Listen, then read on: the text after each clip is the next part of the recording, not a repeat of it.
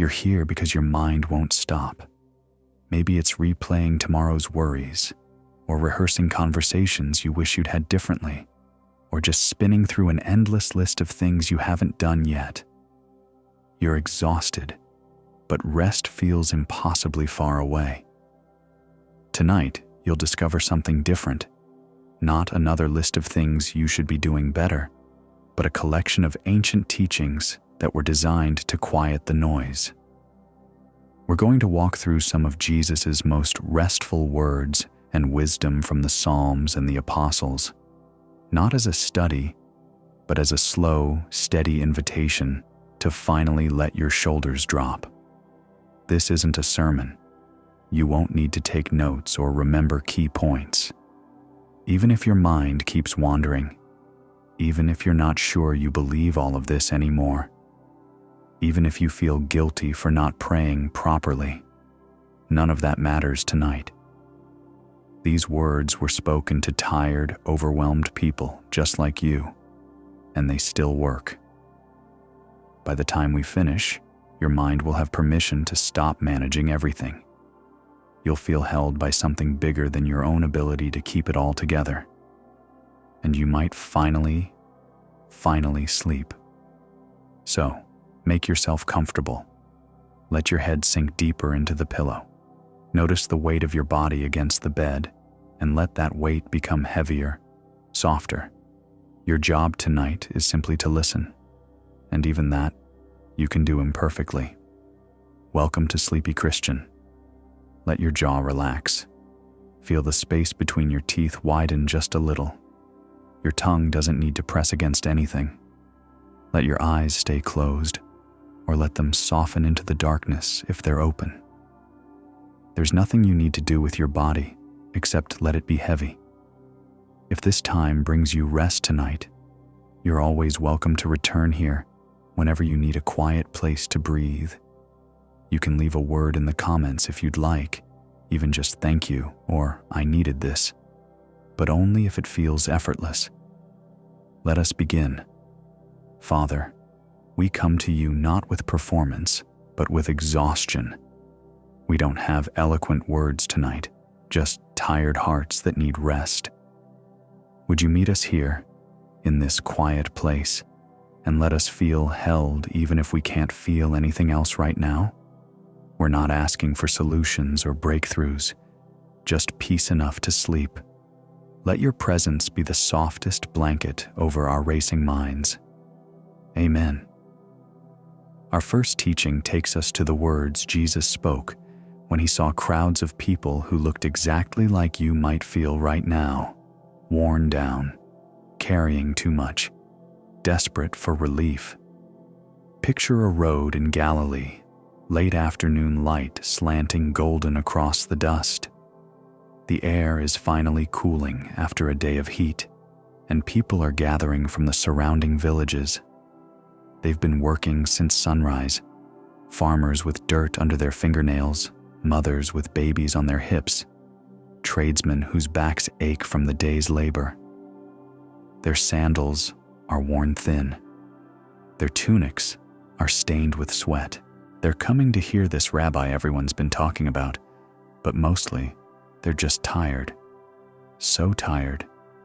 Jesus is sitting on a low stone wall near the edge of town, and he's watching them arrive. He sees how they walk, shoulders hunched forward, feet dragging slightly. He sees the tightness in their faces, the way their eyes dart with worry, even when they're trying to rest.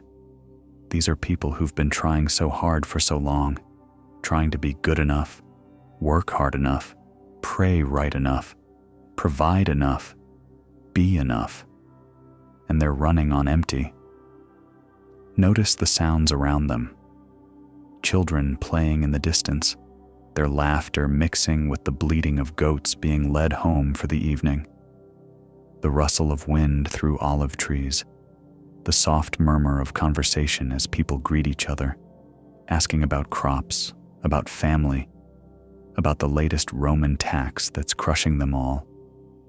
There's a heaviness in the air, but also something else, a kind of quiet hope that maybe this teacher will say something that helps. Let your breath slow down for a moment. Feel yourself in that crowd, standing on ancient dust, the day's work finally done. Jesus doesn't wait for them to sit in perfect rows or quiet down completely. He just begins to speak, and his voice carries across the gathered people, not loud or forceful, but clear and somehow soothing. He says, "Come to me, all you who are weary and burdened, and I will give you rest." The words land softly, like rain on dry ground. Come, not try harder to reach me, or clean yourself up first. Just come, all you who are weary and who isn't weary, all you who are burdened and who doesn't feel the weight of something they're carrying. He continues, "Take my yoke upon you and learn from me, for I am gentle and humble in heart, and you will find rest for your souls. For my yoke is easy and my burden is light." There's something radical happening in this moment. In a world where religion feels like one more impossible demand, where the teachers keep adding rules and requirements, where people are exhausted from trying to be holy enough, Jesus offers rest. Not after they've achieved perfection, not when they've earned it. Now, right now, as they are. The image of a yoke would have been immediately familiar to these listeners. They've all seen oxen yoked together, pulling plows through fields. A good yoke is carefully crafted to fit the animal's shoulders, distributing the weight evenly so the work doesn't crush them. A bad yoke chafes and cuts, turning every step into pain. Jesus is saying his yoke, his way of following him, is designed to fit. It doesn't destroy. It doesn't demand more than we can carry. Notice your shoulders right now. Can you feel how they're holding tension? Let them drop just slightly. What makes this teaching so extraordinary is what it doesn't say. Jesus doesn't tell them to work harder at their faith. He doesn't give them a list of new requirements. He doesn't shame them for their tiredness. Instead, he sees their exhaustion and says, "I know, I see you, and I'm offering you something different." He calls himself gentle. Gentle. When was the last time you thought of God that way? Not demanding, not harsh, not disappointed, but gentle, humble in heart. This isn't a God who's irritated by your weakness. This is a God who understands what it means to be human, to be tired, to need rest. For you, tonight, this means something specific and immediate. The tiredness you feel right now, the bone-deep exhaustion, the sense that you can't keep up with everything you're supposed to be, that's not something to be ashamed of. It's not evidence that you're failing at life or faith. It's the very thing that qualifies you for what Jesus is offering. You don't have to fix yourself before you can rest. You don't have to become less tired through sheer willpower. The invitation is to come as you are right now, with all the weariness and all the burden, and receive rest as a gift, not to earn it, not to achieve it, just to receive it. If part of you is resisting this, thinking, "But I have so much to do," or "I don't deserve rest yet," or "I haven't prayed enough to receive anything from God," that resistance itself is the heavy yoke Jesus is offering to lift. Our exhaustion comes not just from our circumstances, but from the weight of feeling like we have to manage everything alone, like we have to be enough in our own strength. Tonight, we're learning something ancient and true. Rest isn't the reward for completing the work. Rest is what makes us human. Rest is built into the design, and Jesus sees our weariness not as a problem to scold, but as an invitation he's been waiting to respond to. As you hear these words, "Come to me and I will give you rest," let them sink down past your thinking mind into the tired places of your body. Feel your shoulders soften just a little. Let your breath come a bit slower. Your chest can relax. The invitation is for you, exactly as you are right now, in this moment. Not tomorrow's version of you, tonight's version. This exhausted, uncertain, overwhelmed version. You're welcome. You're invited. Come and rest. Our next story takes us outside, into the natural world, where Jesus points to the most ordinary things around us and helps us see them differently. Birds in the sky, wildflowers scattered across a hillside. It's early morning now, that soft blue hour just after dawn, when the air is cool and everything feels clean and possible. Dew clings to every blade of grass, catching the growing light and turning the whole hillside into something that sparkles. Jesus has brought his followers to a quiet place away from the crowds, somewhere they can breathe and think and listen without distraction. The landscape around them is quintessentially Galilee, rolling hills dotted with wildflowers that weren't there yesterday and might be gone tomorrow. Purple and scarlet and yellow blooms scattered like someone tossed handfuls of color across the green. These aren't cultivated gardens. No one planted these flowers. No one weeds around them or waters them when the rain doesn't come. They simply appear, year after year, extravagant and brief and beautiful. Above them, the sky is waking up. Small brown sparrows flit from branch to branch in a nearby fig tree, chirping to each other in bursts of sound. They're common birds, so ordinary that most people don't even notice them. They're not exotic. They're not prized. They're just part of the everyday soundtrack of life. Hopping along the ground looking for seeds, taking dust baths in the road, making nests in the eaves of houses. Feel the coolness of that morning air. Imagine the smell, earth and growing things, the faint perfume of flowers, the dust that will rise later when the sun gets high. Jesus watches his followers watching the birds. He can see the worry on their faces even in this beautiful moment. They're thinking about tomorrow, about how they'll afford next week's food, about whether the harvest will be enough, about Roman taxes and family obligations, and all the things that keep people awake at night. So he points to the sparrows and says something that sounds almost too simple to be profound.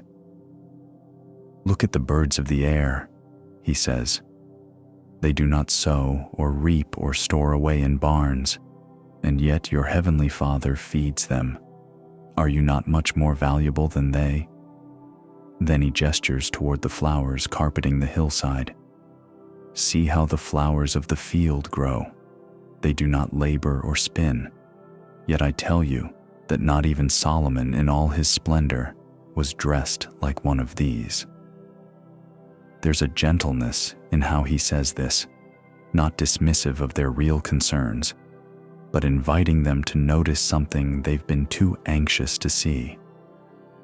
The birds don't wake up panicking about their food supply. They simply go about the business of being birds, singing, flying, looking for what they need today, and somehow, consistently, they're provided for. The flowers don't stress about their appearance. They just bloom. And they're more beautiful than the richest king who ever lived, dressed in all his carefully crafted royal robes. Notice your breath. Is it shallow? Can you let it deepen just a little, the way breath moves when we're not holding tension? This teaching touches something tender in us. Jesus isn't saying that planning is wrong or that we shouldn't work. He's addressing something deeper, the anxiety that comes from believing everything depends entirely on us. The exhausting sense that if we're not constantly vigilant, constantly striving, constantly managing every detail, everything will fall apart. What would it mean to live like a sparrow for even one day? Not reckless, not irresponsible, but trusting that the same God who's kept sparrows alive for millennia might know how to sustain you too. These birds don't have bank accounts or retirement plans or strategic 5-year goals. They have today, and today they sing, today they fly, today they find what they need. The flowers are even more remarkable. They're beautiful for such a short time, a few weeks, maybe less, and then they're gone. Grass today, thrown into the fire tomorrow, Jesus says. And yet, in their brief time, they're glorious. They don't hold back. They don't bloom partially, conserving their beauty in case they need it later. They give everything to the moment they have. For you, tonight, this isn't about ignoring tomorrow or pretending you don't have real responsibilities. It's about noticing where anxiety has moved from concern into something that's stealing your ability to rest. There's a difference between caring about things and carrying the weight of the universe on your shoulders. God feeds the birds. This is simply true. Go outside any morning and you'll see them, alive, fed, singing. God clothes the flowers in beauty that surpasses human achievement. This is also simply true. Walk through any wild place and you'll see extravagance that no one earned or deserved or worked for. It's just given, freely, abundantly, and you are more valuable than sparrows. You are more cherished than wildflowers. If God's attention extends to these small, ordinary, common creatures and plants, how much more does it extend to you? Your life matters more. Your needs are seen more clearly. Your tomorrow is held in the same hands that have been sustaining birds and flowers since the beginning. If your mind is racing right now through your list of problems, and it probably is, because minds do that, notice what it feels like to let just one worry rest for a moment. You don't have to solve it. You don't have to figure it out. Just for right now, for the space of these next few breaths, you can let it be held by something bigger than your own managing and planning. This is what Jesus is offering, not a magic solution where all our problems disappear, but a way of living where our worth isn't tied to our productivity, where our security isn't dependent on our ability to control outcomes. We're invited into the same trust that lets birds sleep at night and flowers open their petals to the morning without knowing if rain will come. As this teaching settles into you, notice your breath. Let it be like the birds, effortless, natural, not something you have to force or control. Feel your body resting where it is, like a flower rooted in soil, held by something bigger. You don't have to hold yourself together tonight. You can simply be held. In another quiet moment from Jesus' life, we find him doing something that might surprise you if you've only thought of him as constantly busy, constantly in demand. He's asleep in the middle of chaos. It's late evening on the Sea of Galilee, and the light is fading fast. Jesus has been teaching all day, healing people, answering questions, dealing with the press of crowds that never seems to ease. He's tired in the way anyone would be, tired after spending hours pouring themselves out for others. So when he suggests to his disciples that they get in a boat and cross to the other side of the lake, there's relief in the idea. Water, quiet, distance from the demands. The boat they use is a small fishing vessel, probably around 25 feet long, wooden and sturdy, but not large. It's the kind of boat these fishermen disciples know intimately. Every board, every rope, every way it moves in the water. They push off from shore as the sun sets and the sea is calm. That particular stillness that sometimes comes at dusk, when the day's wind has died down and the evening breeze hasn't started yet. Picture the scene. The water is dark blue, almost black. catching the last copper light of sunset. The shore recedes behind them, the rhythmic sound of oars in water, the creak of wood, the splash and drip. The disciples are relaxed, talking quietly among themselves, maybe laughing about something from the day. And Jesus, in the stern of the boat, the back section where fishing boats often have a platform, finds a cushion. Probably a leather cushion used for sitting during long fishing nights. He lies down, puts his head on it, and within minutes, he's asleep. Really asleep. Not the light dozing where you're half aware of your surroundings. Deep sleep. The kind of sleep that only comes when you're profoundly exhausted and profoundly at peace. Let your head sink a little deeper into your own pillow. Feel the weight of it, the way Jesus' head had weight against that cushion. Then the storm comes. Anyone who knows the Sea of Galilee knows how quickly weather can change there. The lake sits in a basin surrounded by hills, and wind can funnel down through the valleys without warning, turning calm water violent in minutes. One moment peace, the next chaos. The wind hits them like a fist. Suddenly the boat is pitching, waves crashing over the sides, water pouring in. These are experienced fishermen. Peter, James, John, Andrew. They've been on this lake their whole lives, and they're terrified. They're bailing water frantically, trying to keep the boat from swamping, shouting to each other over the roar of wind and waves. The boat is heaving, tipping, taking on more water than they can bail out. And Jesus is still asleep. They can see him there in the stern, somehow undisturbed by the violence rocking the boat. The cushion is probably soaked. Water is washing over the sides right where he's lying. And he sleeps. His chest rises and falls with calm breath while they panic. Finally, Peter or one of the others makes their way to him, probably crawling because standing is impossible now. They shake him awake. "Teacher," they shout, "don't you care if we drown?" Imagine the scene, Jesus opening his eyes, the sound of the storm immediate and deafening, his disciples' faces tight with fear. Water everywhere, the boat groaning under the stress, and Jesus, he stands up, water running off his clothes. He looks at the wind and the waves, and he speaks to them the way you'd speak to an animal that's misbehaving. "Quiet, be still." And it stops. The wind doesn't gradually decrease. The waves don't slowly calm. It stops, immediately, like a door closing on noise. Suddenly the boat is rocking on water that's becoming smooth, and the only sound is their ragged breathing and the drip of water from the oars. Jesus turns to his disciples. His voice is gentle, curious. "Why are you so afraid? Do you still have no faith?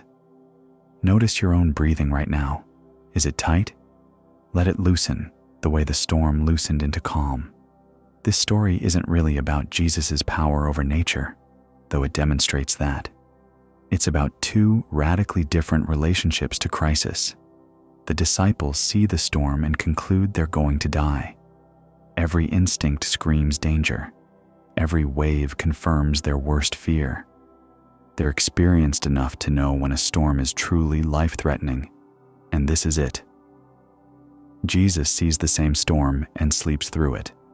He's in the same boat, experiencing the same waves, the same wind, the same danger. But somewhere deep in him, there's a peace that isn't conditional on circumstances being peaceful. He knows who his Father is. He knows how the story ends. And that knowing runs so deep that his body can rest, even while the storm rages. What's remarkable is that he doesn't scold the storm for waking him. He doesn't resent being pulled out of sleep. He simply addresses the chaos, speaks peace to it, and it obeys. For you tonight, This story lives in the gap between what you're experiencing and what you believe. Your storm is real. Whatever is keeping you awake, whatever is churning in your mind, whatever circumstances are crashing against you, they're not imaginary. The disciples weren't wrong that the storm was dangerous. They weren't being dramatic. The threat was real. But Jesus slept anyway. Not because he didn't care, not because he was in denial, but because his peace was rooted in something deeper than circumstances. He knew who held the storm. If part of you feels guilty for wanting to rest while your life feels chaotic, look at Jesus, the Son of God, on a rescue mission to save humanity, put his head down and slept while the boat nearly sank. He gave himself permission to rest, even though the situation wasn't resolved, even though there was danger, even though his followers needed him. Sometimes the most faithful thing we can do is sleep. Sometimes trust looks like closing your eyes, even though the waves are high. Not because we're giving up, not because we don't care, but because we're finally learning that we're not the ones who have to calm every storm. We're not the ones holding the universe together. There's someone else who can speak to chaos, and he doesn't need our help staying awake to do it. Maybe tonight, you have permission to be the sleeping Jesus instead of the panicking disciples. Maybe your exhaustion is actually your body's wisdom telling you that you've been trying to control waves you were never meant to calm. Maybe rest isn't irresponsible. Maybe it's trust made visible. Feel the weight of your head again. Let it be heavier, the way Jesus' head was heavy on that cushion. The storm raged and he slept. You don't have to hold yourself up through sheer willpower. You can rest, right now, while things are still unresolved, while problems still exist. You can let your body be heavy and trust that someone else is keeping watch. One of the Psalms gives us a striking image that turns our normal understanding upside down. It describes a shepherd who never closes his eyes, who never needs to rest, who is always watching. Picture the hills outside Jerusalem at night. The ancient world doesn't have streetlights or security systems or any of the ambient illumination we take for granted. When night comes, it comes completely. The darkness is thick, textured, almost tangible. You can't see your hand in front of your face. And in that darkness, there are real dangers. Wild animals, thieves, steep cliffs that are invisible until you're falling. Shepherds in Israel understood this intimately. Their work didn't end when the sun went down. While sheep slept in their makeshift pens of stone, the shepherds stayed awake. Usually they worked in shifts, one watching while others rested, then switching so everyone got sleep eventually. They'd build a small fire for light and warmth, wrap themselves in their cloaks, and settle in for the long hours of vigilance, watching for the glint of eyes in the darkness, listening for sounds that didn't belong, ready to defend their flock with their staff or their sling if predators came. The sheep could sleep because someone was watching. That's the whole arrangement. The shepherd takes the burden of alertness so the sheep can have the gift of rest. While their eyes are closed, his are open. While they're vulnerable in sleep, he's vigilant in watching. This is the image the psalmist uses, except he describes a shepherd unlike any human shepherd. He writes, "He who watches over you will not slumber. Indeed, he who watches over Israel will neither slumber nor sleep." Let your eyelids grow heavier as you hear this. There's no need to force them open. Think about what this means. Human shepherds, no matter how dedicated, eventually need rest. They get tired. Their attention wanders. They need to blink, to look away, to hand the watch to someone else so they can lie down for a few hours. But this shepherd, the one watching over you, never has that limitation. He doesn't get drowsy. He doesn't need breaks. He doesn't lose focus when the night stretches long. The psalm continues, painting a picture of comprehensive protection. The Lord watches over you. The Lord is your shade at your right hand. The sun will not harm you by day, nor the moon by night. Day and night, heat and cold, visible dangers and hidden ones, all of it, covered by someone whose attention never wavers. This isn't metaphor in the sense of being less than real. It's metaphor in the sense of helping us grasp something that's more real than we usually perceive. Right now, as you lie here in the dark, as your mind races through tomorrow's worries or tonight's fears, there is vigilance being kept on your behalf. Not a distracted vigilance, not a part-time vigilance, complete, unwavering, infinite attention. Imagine what it would feel like if you truly believed this. Not just knew it intellectually, but felt it in your body. That someone is on watch. That you're not alone in the darkness. That the responsibility of keeping yourself safe through sheer mental vigilance isn't actually yours to carry. For you, tonight, this means you can close your eyes. You can stop scanning the horizon for threats. You can stop running through every possible bad outcome as if your worry is what prevents disaster. The vigil is being kept by someone who doesn't need your help staying awake. We humans have this tendency to believe that our anxiety is functional, that if we stop being vigilant, something terrible will happen. We clutch our worries like weapons that protect us, as if the act of worrying itself is what keeps bad things at bay. But it doesn't work that way. Our worry doesn't actually protect us. It just exhausts us. The shepherd who never sleeps is watching right now, while you listen to these words, while your mind protests that you can't rest yet, that there's too much to monitor, too much to manage. He's keeping watch. The sun won't harm you by day. The moon won't harm you by night. Not because nothing bad ever happens, but because even the bad things that happen are happening within the scope of his watchful care. This is such a tender truth. God isn't sleeping on the job. He isn't distracted by other concerns. He isn't exhausted from watching over everyone else. His attention doesn't diminish. When you close your eyes tonight, his remain open. When you finally let go of the vigil you've been keeping, you're not leaving a post unguarded. You're just stepping aside and letting someone infinitely more capable take the watch he's been keeping all along. If you're someone who wakes in the night with anxiety, who can't fall asleep because your mind insists on running through every threat, this is for you. The watcher is watching. You are seen. You are guarded. And the quality of that guardianship doesn't depend on you remaining alert. As you let this truth sink in, feel your eyelids. Let them be heavy. Let them close or stay closed. There's no need to force alertness anymore. Feel your breathing slow and deepen as your body begins to trust what your mind is just learning, that someone else is on watch and he never needs to sleep.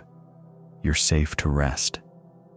The Apostle Peter, writing to early Christians who were exhausted from hardship and persecution, offers them a practice that sounds almost too simple to work.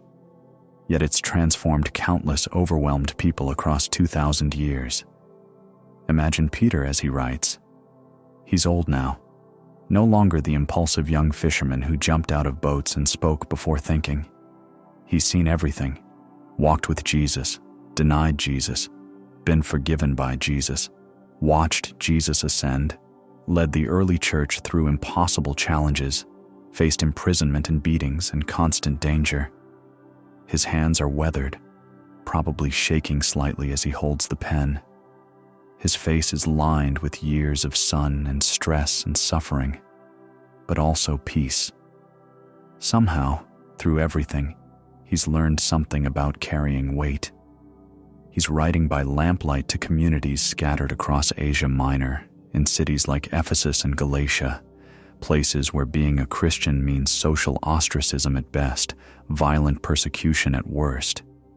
These are people who are trying to live faithfully while the world around them is hostile. They're worried about their children's safety. They're losing jobs because they won't participate in pagan festivals. They're exhausted from the constant low-grade anxiety of being different, being targeted, being vulnerable. Peter knows what they're feeling because he's felt it himself. He knows what it's like to lie awake at night with a racing mind, replaying conversations, anticipating threats, carrying burdens that feel too heavy. So he writes them something direct, something practical. Cast all your anxiety on him because he cares for you. Let your jaw relax as you hear these words.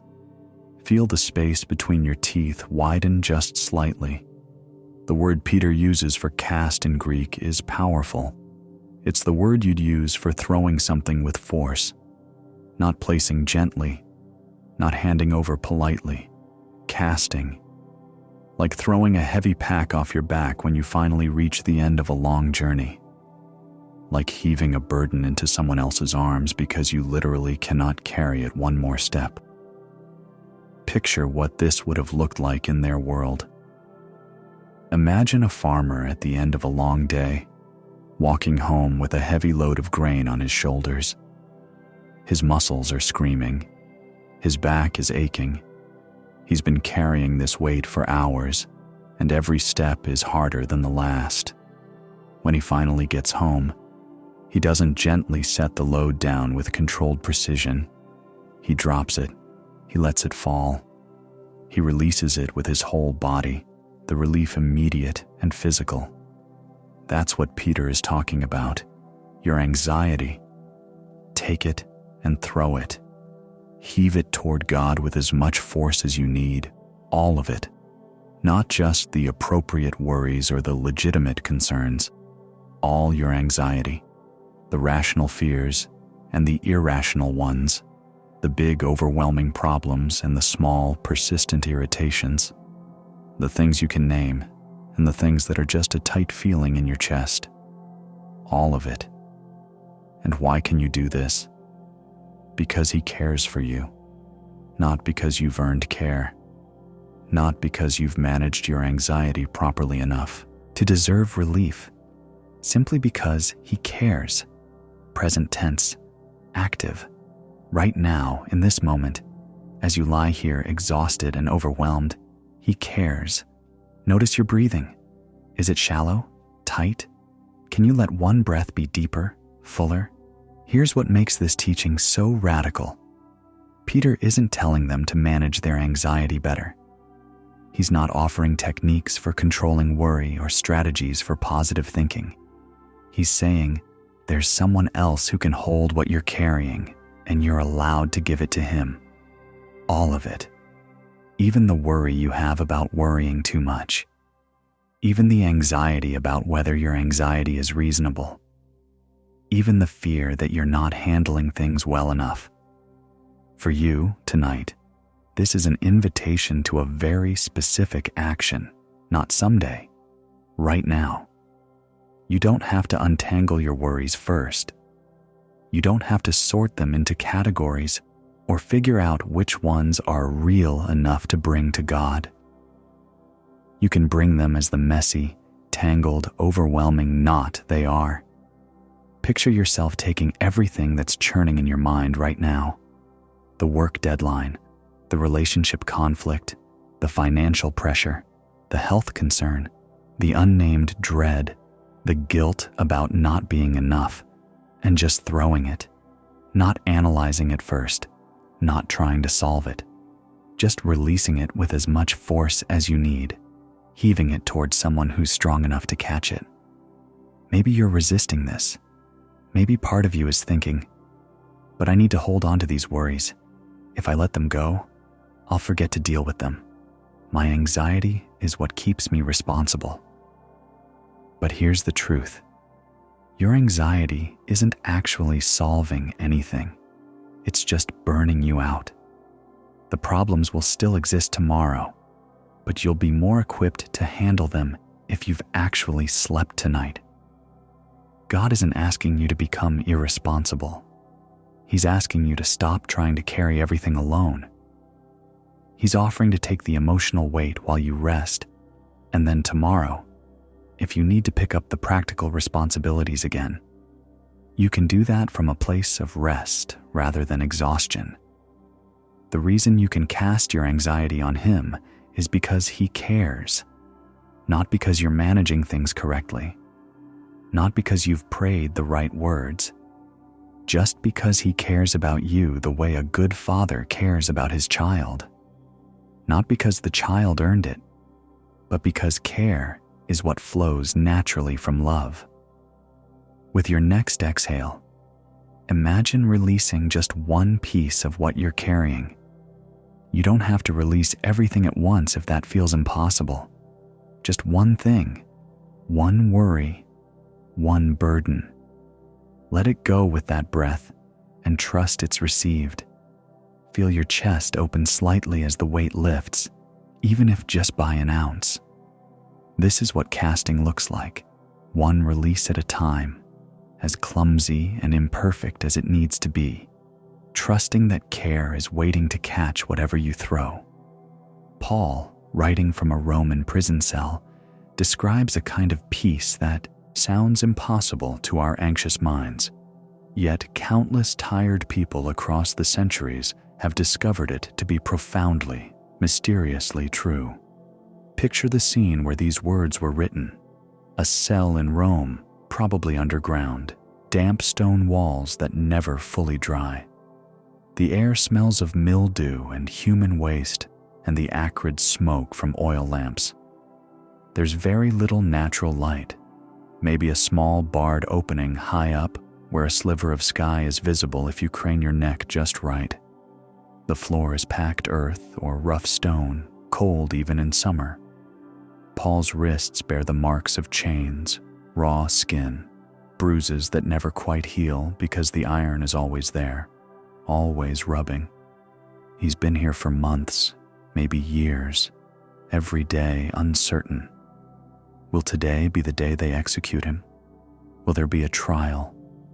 Will he ever see his friends again, the communities he planted and nurtured across Asia Minor and Greece? He doesn't know. He has no control over his circumstances, no power to change his situation. By any reasonable measure, he should be drowning in anxiety. And yet, he writes about peace. His letter to the Philippians, Christians in a city far away who are worried about him, who are dealing with their own struggles, is full of joy. Not the fake, forced kind, real joy, deep gladness. And in the middle of this letter, he gives them instructions that sound simple, but contain something revolutionary. Do not be anxious about anything, he writes. The lamplight flickers on the papyrus as his hand moves across the page. But in every situation, by prayer and petition, with thanksgiving, present your requests to God. Let your shoulders drop just a fraction as you hear these words. Feel the space between them softening. Paul isn't being glib. He's not dismissing real concerns or pretending hardship doesn't exist. He's sitting in a prison cell as he writes this. He knows anxiety. He knows what it's like to face an uncertain future, to have no control, to be vulnerable and endangered. He's writing from the middle of circumstances that would justify intense anxiety. And he's saying, bring it to God. All of it. Every situation. Not because the situations will magically improve, but because something else happens when we bring them. And the peace of God, he continues, which transcends all understanding, will guard your hearts and your minds in Christ Jesus.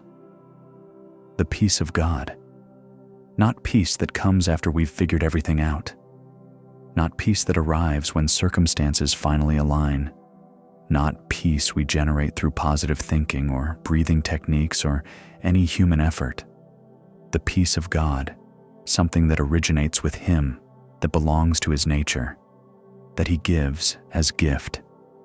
And this peace, listen to this, transcends all understanding.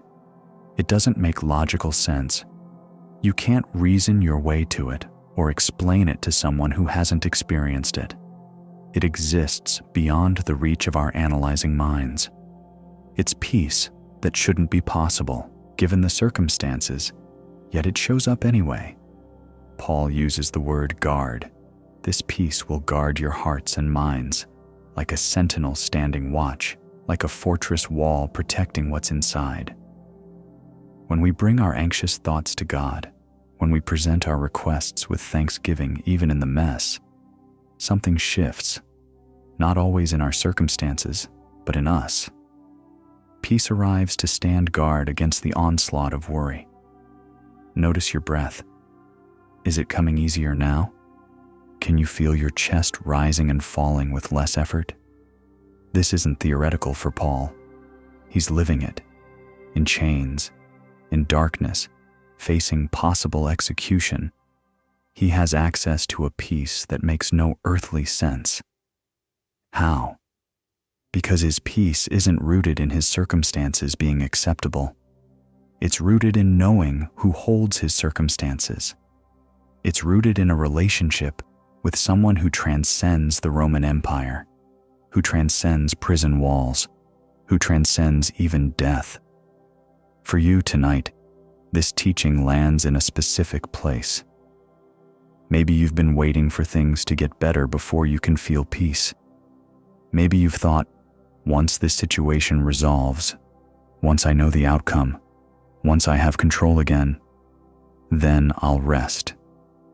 But Paul is saying, peace can come first. Peace that doesn't wait for resolution. Peace that exists alongside problems. This is hard to believe because it contradicts everything our culture teaches us. We're taught that peace is the result of having our lives in order, of achieving security, of eliminating threats. But the peace Paul describes doesn't work that way. It arrives in prison cells. It shows up in chaos. It exists in the gap between the problem and the solution, filling that space with something inexplicable. If you're waiting for your circumstances to change before you allow yourself to rest, maybe tonight is when you discover that peace can arrive before solutions do. Maybe the peace you need isn't on the other side of fixing everything. Maybe it's available right now, in the middle of everything still being broken. We bring our anxious thoughts to God. We don't have to clean them up first or make them presentable. We bring them messy and desperate and tangled. We present our requests, not demands, not requirements, but requests. Here's what I need. Here's what I'm scared of. Here's what I don't know how to handle.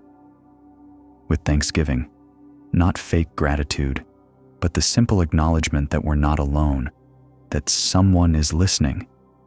And then the peace arrives, not always immediately, not always dramatically. Sometimes it's subtle, a slight easing in the chest, a loosening in the jaw, a thought that finally lets us look away from the problem for a moment. But it comes.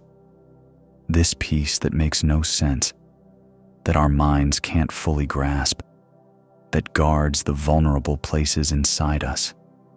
The remarkable thing is that this peace doesn't require understanding. You don't have to figure out how it works to receive it. You don't have to believe perfectly or pray eloquently. You just have to be willing to bring what you're carrying and let someone else hold it for a while. That's all. The peace does the rest of its work without your help. As this truth settles into you, notice how your body is responding. Can you feel the tightness in your chest beginning to ease, even slightly? Let your jaw go slack. Feel your tongue resting softly in your mouth. The peace that transcends understanding doesn't need you to understand it. It just needs you to receive it. And you can receive it imperfectly, uncertainly, with doubt still present. The peace comes anyway, standing guard while you finally sleep.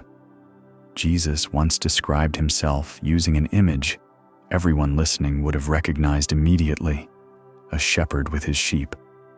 But he adds something unexpected to the familiar picture. It's daytime in the hills outside Jerusalem, probably spring when the grass is still green and soft before the summer heat turns everything brown. There are actual shepherds nearby, as Jesus teaches, their flocks scattered across the hillside, grazing peacefully. You can hear the bells some of the sheep wear, a gentle tinkling sound that helps the shepherd locate them. The air smells like earth and grass and the warm wool of the animals. The people listening to Jesus know shepherds intimately. They've grown up around them, seen them at work, understood the rhythm of their days and nights.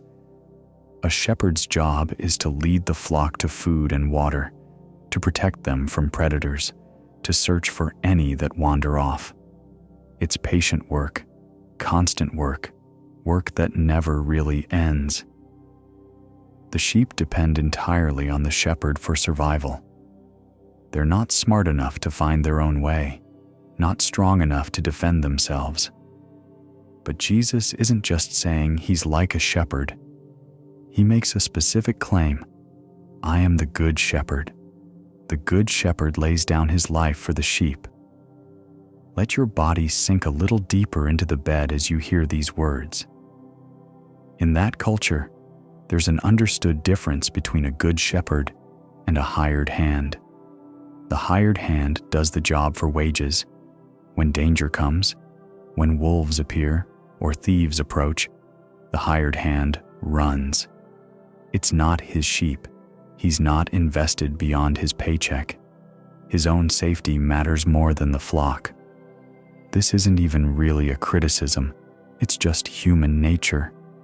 Why would you risk your life for animals that don't belong to you?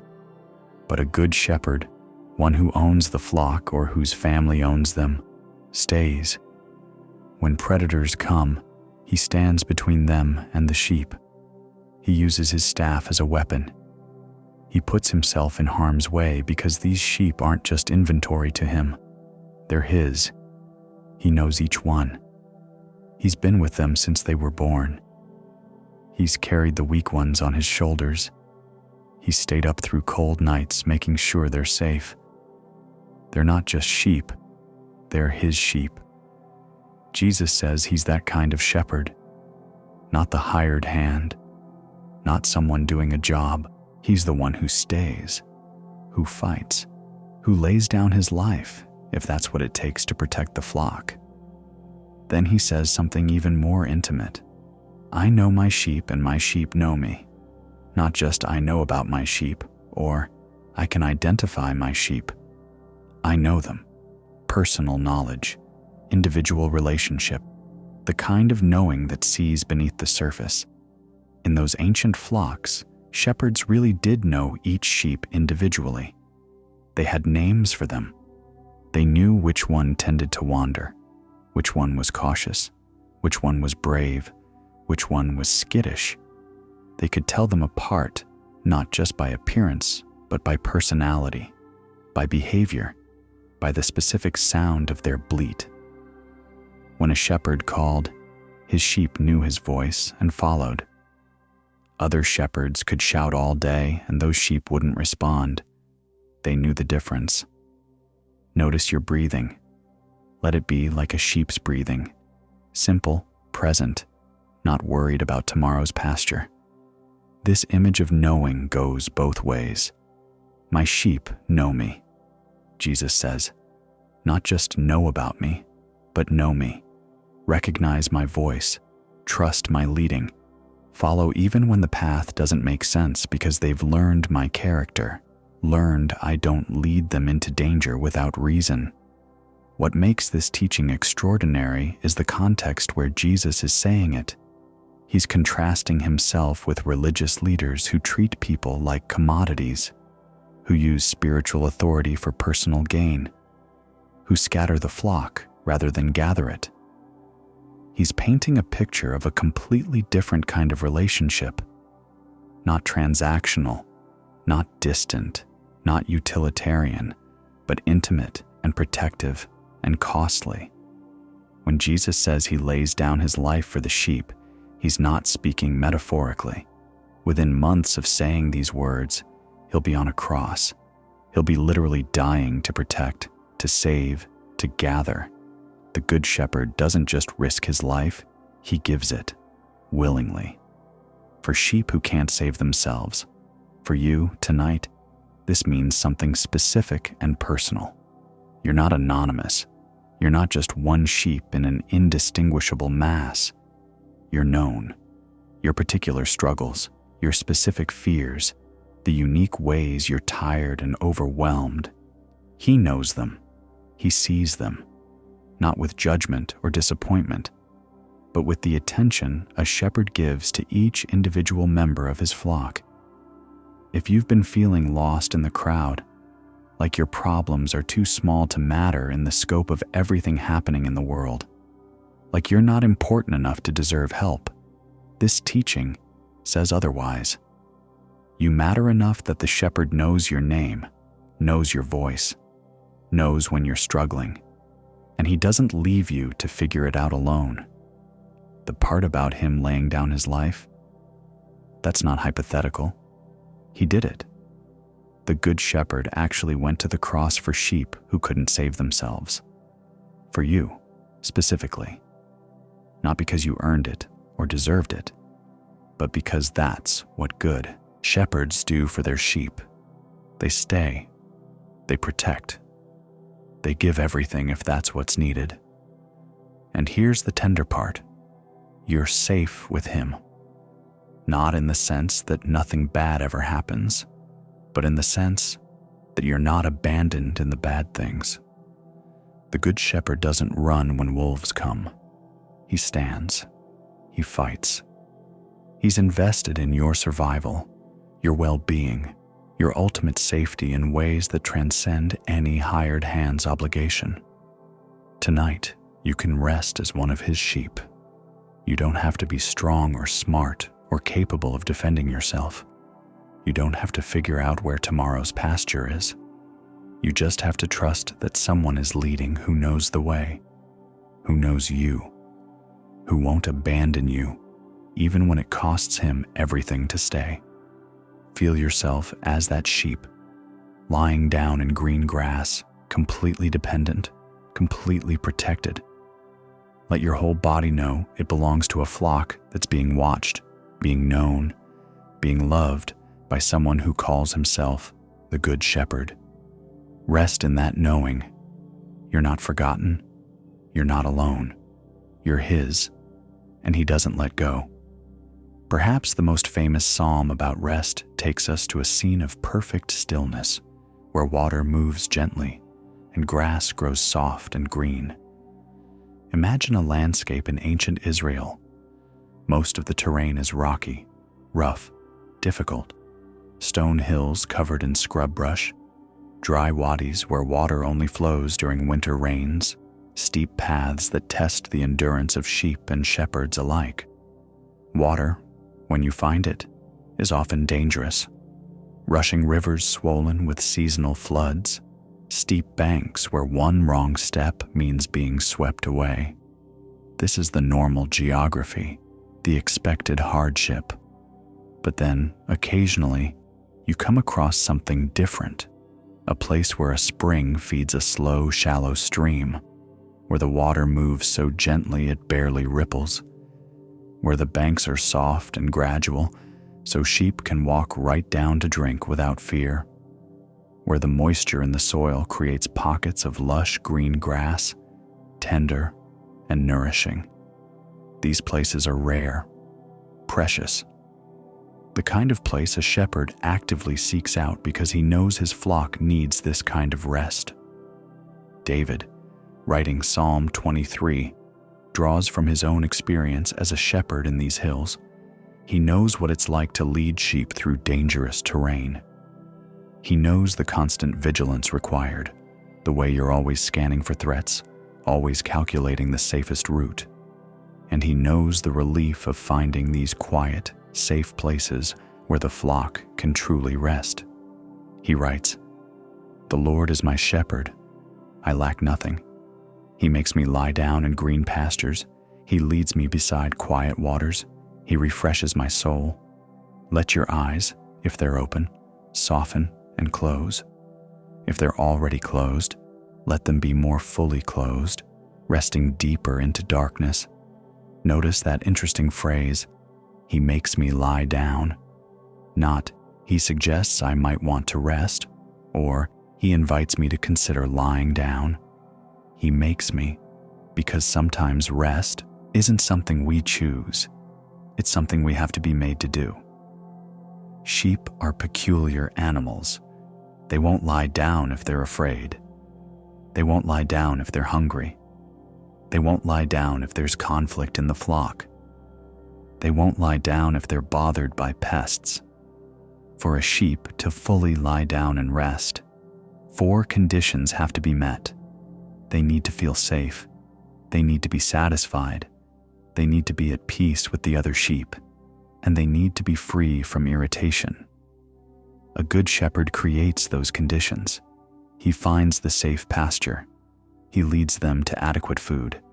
He manages the flock dynamics. He treats their wounds and removes their pests. And then, when all conditions are met, the sheep naturally lie down. They can't help it. Their bodies know it's finally safe to rest. David is saying God does this for us. He doesn't just tell us to rest while leaving us in dangerous, chaotic circumstances with no food and constant irritation. He actively creates conditions where rest becomes possible. He leads us to places of safety and nourishment. He addresses the things that keep us anxious.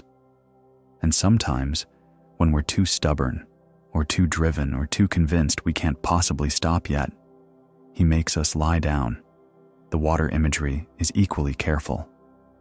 He leads me beside quiet waters, not rushing rivers, not dangerous floods, quiet waters, still waters in some translations. The kind of water where sheep can drink deeply without fear, where the surface is calm enough to see your reflection, where there's no violence or threat. Notice your breath becoming like those quiet waters, smooth, gentle, unhurried. And then this phrase, "He refreshes my soul." The Hebrew word can also be translated as restores. He brings back what was lost. He renews what was depleted, not through our effort or striving, but through His leading us to places of rest and safety. For you, tonight, this psalm speaks to something you might not have given yourself permission to acknowledge. Maybe you need to be made to lie down because you won't do it willingly. Maybe you've been pushing past exhaustion, convincing yourself you can rest later, that there's too much to do, that lying down is lazy or irresponsible. But look at the psalm. The shepherd makes the sheep lie down because he knows they need it. Not because they've earned it. Not because the work is finished. Because their bodies require rest to function. And he loves them enough to insist on it. If your body has been demanding rest, and you've been ignoring it, if you're exhausted but still pushing, still driving yourself forward, maybe tonight you're being made to lie down. Not as punishment, as provision. Your body's need for rest is the shepherd's wisdom speaking through your physical limits. The green pastures and quiet waters aren't rewards for achieving something. They're necessities the shepherd provides because that's what keeps the flock alive and healthy. You don't have to prove you deserve rest. Rest is part of how you're designed.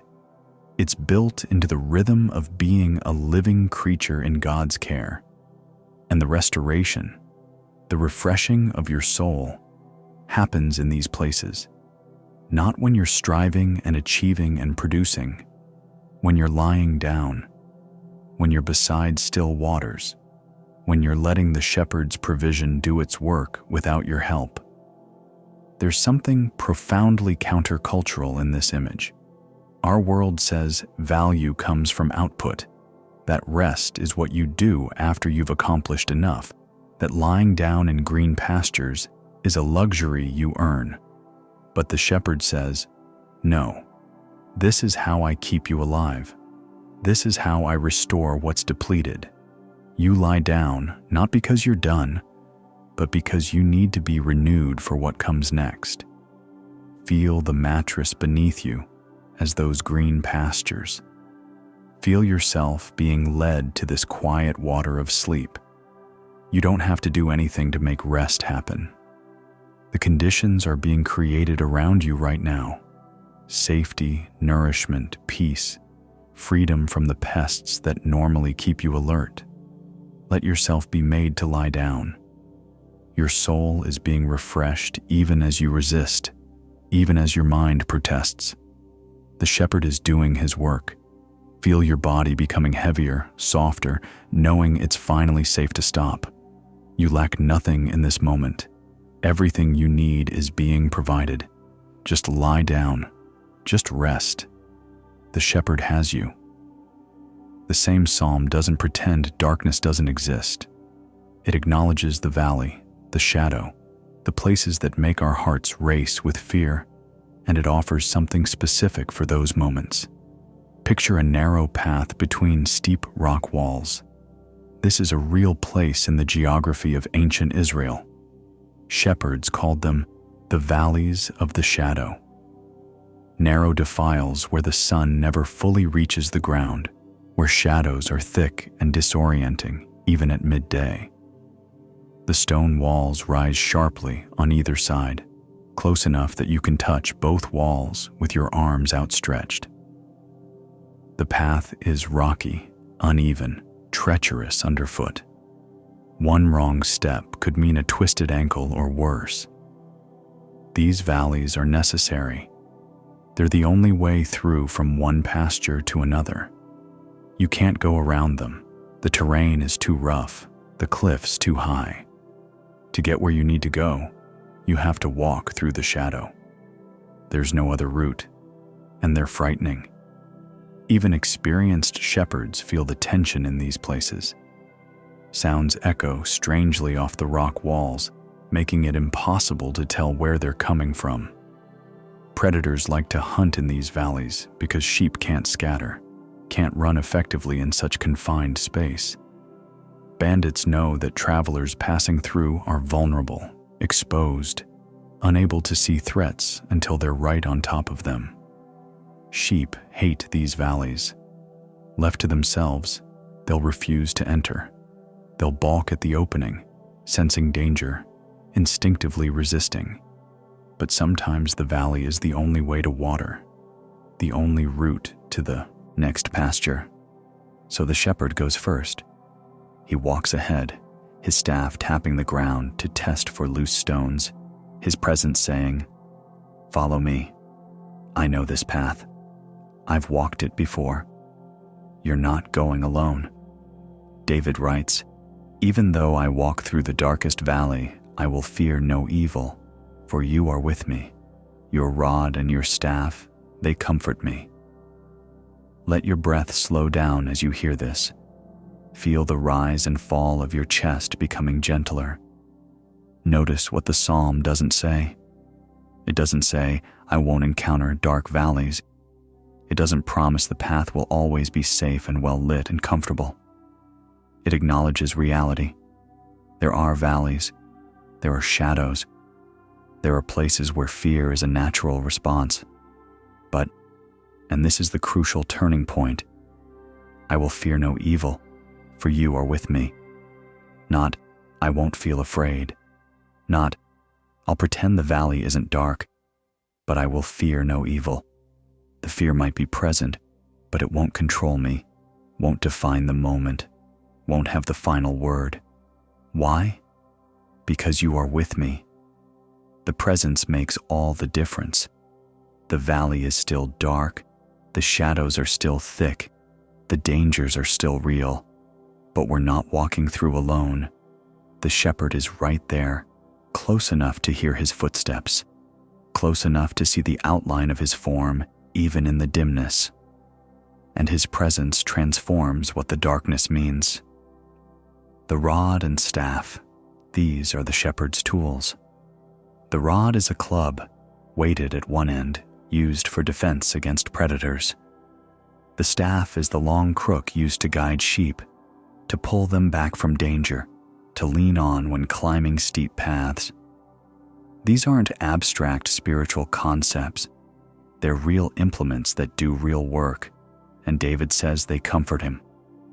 Not because they eliminate danger, but because they're evidence of the shepherd's preparedness, his capability, his commitment to protection.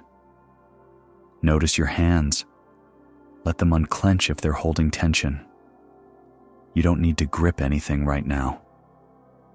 For you, tonight, this verse lives in whatever valley you're walking through. Maybe it's grief. Maybe it's uncertainty about the future. Maybe it's a health crisis or a relationship fracture or financial pressure, or just the general darkness of feeling lost and alone. The valley is real. The shadows are legitimate. David isn't minimizing that, but he's saying you're not alone in it. This is crucial. The promise isn't that you won't encounter valleys. The promise is that you won't walk them by yourself. God doesn't remove every dark place from your path, but He walks through them with you. His presence accompanies you into the very places that frighten you most. And here's something we often miss. The valley is a passage. Even though I walk through, not stop and camp in, or make my home in, through. It has another side. The darkness isn't permanent. The shadow isn't the destination. It's a passage between where you were and where you're going. Sometimes we get stuck in valleys because we're so afraid, so disoriented, that we freeze. We stop moving. We convince ourselves this shadow is our new reality, that we'll never find our way out. But the shepherd keeps moving, keeps calling, keeps leading. The valley is necessary but temporary. There's a through if you keep following the presence beside you. If you're in a valley right now, if life feels dark and constricting and dangerous, hear this. You're not alone there. The fear you feel is valid. The darkness is real. But someone is walking with you who knows this path, who has walked valleys before, who carries both the strength to defend and the guidance to lead. You don't have to pretend you're not afraid. You don't have to manufacture courage you don't feel. You just have to keep putting one foot in front of the other, trusting that the presence beside you knows the way through. The rod and staff are there, protection and guidance, strength and tender redirection. Not to make the valley pleasant, but to make it passable. Not to eliminate fear, but to give you something more solid than fear to hold on to. The reality that you're accompanied through whatever darkness you face. As this truth settles into your body, feel the bed beneath you, like the solid ground of a path through the valley. You don't have to see the whole way out. You don't have to know how this ends. You just have to rest here, in this moment, knowing that someone is keeping watch in the darkness, that you're not navigating the shadows alone. Let your breathing deepen with that knowing. Even in the valley, even in the shadow, you are not abandoned. The shepherd is here, staff and rod in hand, presence unwavering. You can close your eyes in the dark because someone else is watching the path ahead. Psalm 23 gives us another unexpected image that turns our understanding upside down. A meal prepared and served in the least likely, most uncomfortable place imaginable. Picture ancient Middle Eastern hospitality at its finest. When an honored guest arrives at your home, you don't just feed them, you create an experience of welcome and abundance. The table is spread with the best you have, bread still warm from the oven, its yeasty smell filling the room, olive oil in small dishes for dipping, fresh fruit, figs, dates, pomegranates cut open to reveal their jeweled seeds. If you can afford it, roasted lamb or fish, wine in clay cups, more than anyone could eat, because abundance is how you show honor. And before the meal, there's a ritual. You pour oil on your guest's head, expensive, fragrant oil, usually olive oil mixed with spices. It runs down their hair, onto their forehead, a mark of blessing and welcome. You fill their cup until it overflows, literally running over the rim, spilling onto the table. This isn't clumsiness, it's intentional abundance. You're saying, in this house, you lack nothing. You're valued, you're safe, you're honored. This would normally happen in a secure, comfortable setting, behind closed doors, protected walls, a place where you can relax completely. That's the context for this kind of hospitality: safety, privacy, celebration. But David writes something that shatters that expectation. You prepare a table before me in the presence of my enemies. Let your jaw soften. Feel the tension there releasing, however slightly. In the presence of enemies. Not after the enemies are defeated. Not once the threat is eliminated. Not in the peaceful aftermath, while they're still there, while the conflict is still active, while danger still exists on the periphery. Imagine what this looks like. The enemies are there, maybe at the edges of the scene, watching. They're hostile. They want harm. They represent everything that threatens you. And right there, in full view of these threats, God spreads a feast. He doesn't wait for safety. He doesn't postpone blessing until circumstances improve. He sets the table now. The oil is poured on your head, mark of honor, mark of being chosen, while those who wish you harm can see it happening. The cup is filled until it overflows. Extravagant blessing, more than you need, abundance spilling out, while enemies watch. And you eat. You're seated. You're nourished. You're celebrated, not in hiding, not in fear, but openly, visibly, in the presence of everything that opposes you. This is a radical image. It says that God's provision for you, God's blessing of you, God's care for you, doesn't pause until all opposition is removed. He doesn't wait for your life to be free of problems before He offers abundance. The feast happens now. The table is set now. The anointing oil is poured now, while enemies are still present. Notice your breathing. Can you let it come a little easier, a little fuller? What this means practically is profound. It means we don't have to wait for all our problems to be solved before we receive blessing. We don't have to defeat every enemy, internal or external, before we're allowed to sit at God's table. The provision exists alongside the problems. Your enemies might be literal people who oppose you, or they might be circumstances, illness, financial pressure, grief, fear, uncertainty. They might be internal, the voices in your head that tell you you're not enough, that you're failing, that you'll never measure up. These enemies are real. The psalm doesn't pretend they don't exist. But here's what changes everything. The table is set anyway. God prepares abundance for you even while these threats exist.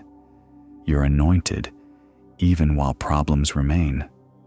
Your cup overflows even while difficulties press in from every side. For you, tonight, this teaching lands right in the middle of whatever you're facing. You might be lying here thinking about all the unresolved problems in your life, all the things that threaten your peace, all the ways you feel under attack, from circumstances, from people, from your own mind. And the impulse is to think, I can't rest until these are handled. I can't receive blessing until these enemies are defeated. But God says, I'm setting the table now. The feast isn't postponed until your life is perfect. The anointing isn't delayed until you've conquered every problem. The overflowing cup isn't reserved for the other side of your struggles.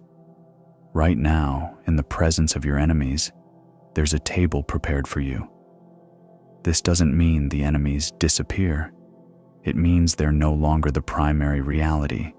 Yes, they're there, but more real, more substantial, more defining is the table, the provision, the honor, the abundance.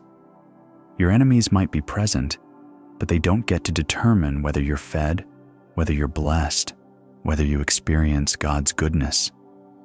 Think about what it means that your cup overflows. Enough isn't enough for God. He gives more than you need, while enemies watch, while problems persist, while circumstances remain difficult. The abundance flows anyway. You're not just surviving, you're being given overflow, blessing that exceeds your capacity to contain it. And the oil poured on your head, in ancient culture, this marked you as set apart, as chosen, as under someone's protection and favor. God is publicly claiming you. In front of everything that opposes you, He's saying, this one is mine. This one is honored. This one is blessed. The enemies can watch, but they can't touch the anointing. They can't remove the mark of favor. As you lie here tonight, imagine yourself seated at that table. The enemies are there. Your worries, your fears, your problems, your opposition. They're on the edges. You can see them, but you're not looking at them. You're looking at the feast in front of you. Bread and wine, oil running down your forehead, a cup so full it spills over. God has set this table for you right now, right in the middle of everything that's hard. You don't have to wait for permission to receive. You don't have to fix everything first. The table is already prepared. The feast is already spread. Your job is simply to sit and eat, to let yourself be anointed, to let your cup overflow even while problems remain unsolved. This is what it means to rest in the presence of enemies, not to eliminate them first, but to receive abundance despite them. Feel your body as that honored guest, seated and fed and blessed. Let yourself be heavy in the chair, satisfied by the meal, marked by the oil.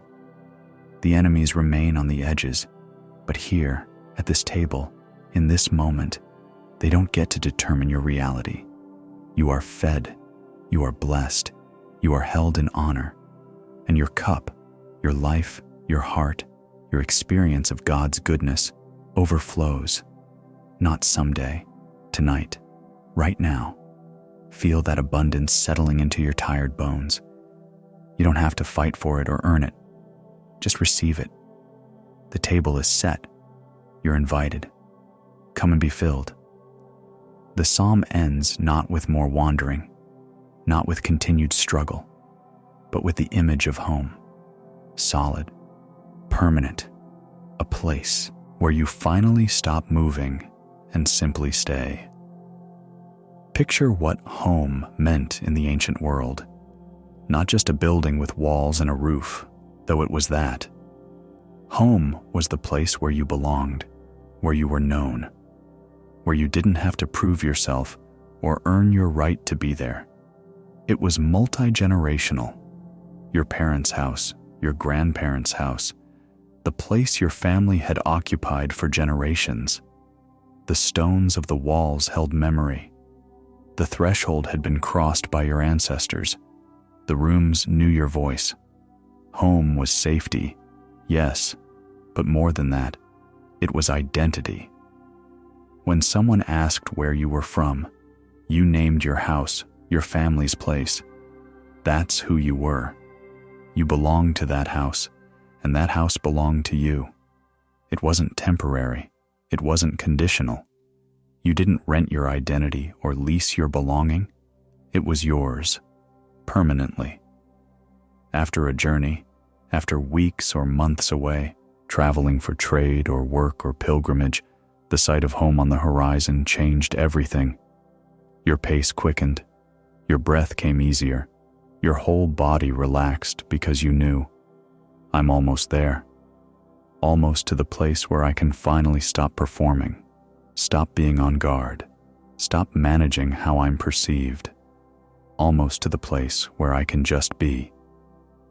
David writes, after describing the entire journey through green pastures and dark valleys and tables among enemies, surely your goodness and love will follow me all the days of my life, and I will dwell in the house of the Lord forever.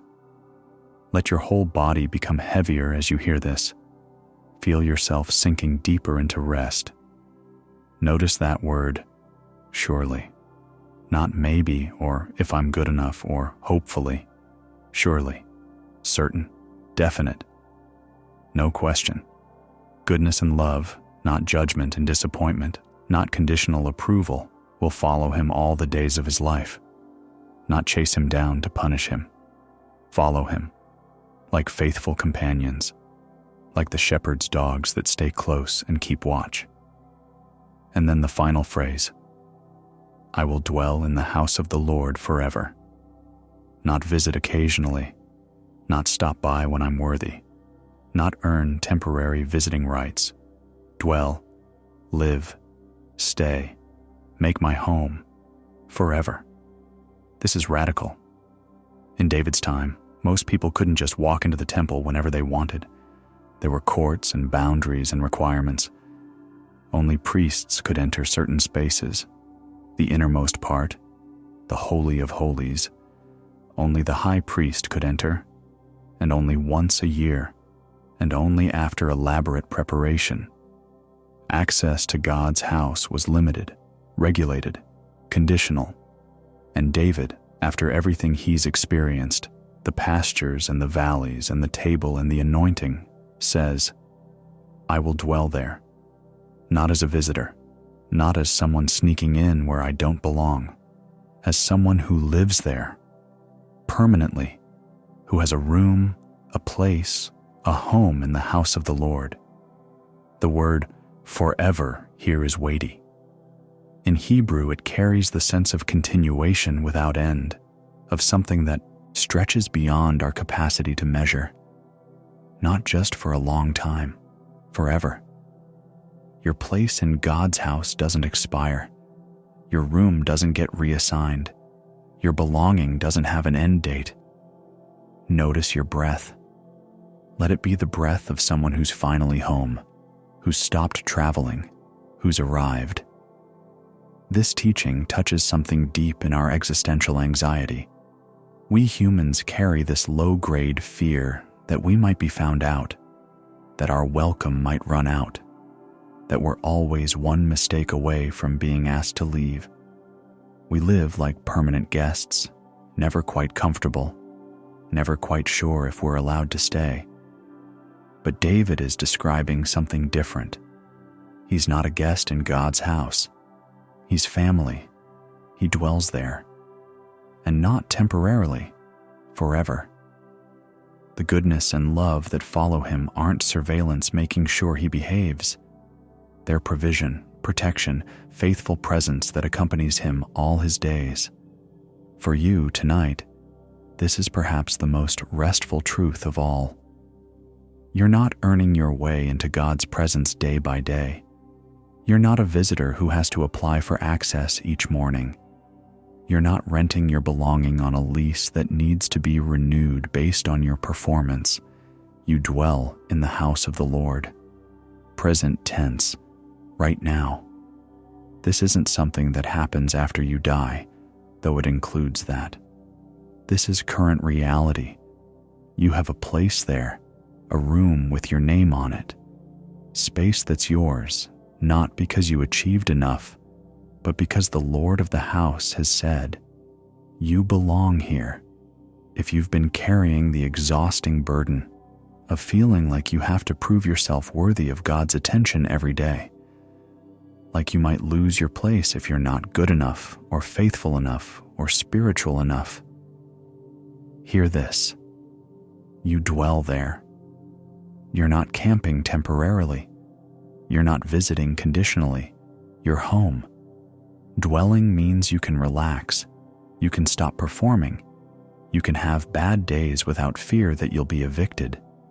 You can be tired, messy, imperfect, struggling. All the things you can be in your own home. Because this isn't about earning the right to stay. It's about belonging. And belonging doesn't expire based on behavior.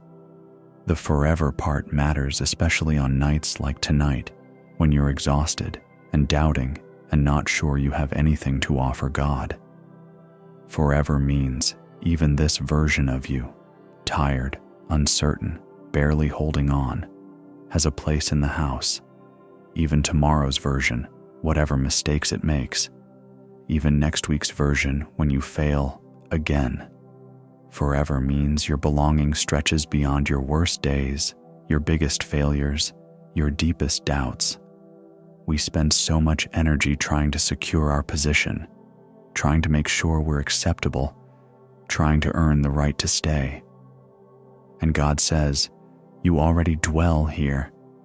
Stop trying to earn what's already yours. Your place is permanent. Your room is waiting. The house is your home. As you let this truth settle deep into your body, feel yourself as someone who's finally come home after a long journey. Feel your shoulders release the tension of having to prove yourself. Let your jaw go slack, no longer holding the stress of performing. You don't have to earn tomorrow's access. You don't have to be good enough to stay. You dwell in the house of the Lord, and that dwelling is forever. Your place is secure not because of what you do, but because of who claims you as family. Rest in that permanence. You're home. You've always been home, and you're allowed to finally, fully rest there. In one of the most quoted verses about rest, God gives a command that sounds simple, but feels impossibly hard to our racing, managing, controlling minds. Picture the historical moment when these words were first spoken. Ancient Israel, the kingdom under siege, enemies at the gates, the ground literally shaking with the marching of foreign armies, people running through streets, panic in their voices, trying to gather belongings, secure their families, figure out some way to survive what's coming. The sound of war drums in the distance, the smell of smoke from villages already burned, fear thick enough to taste.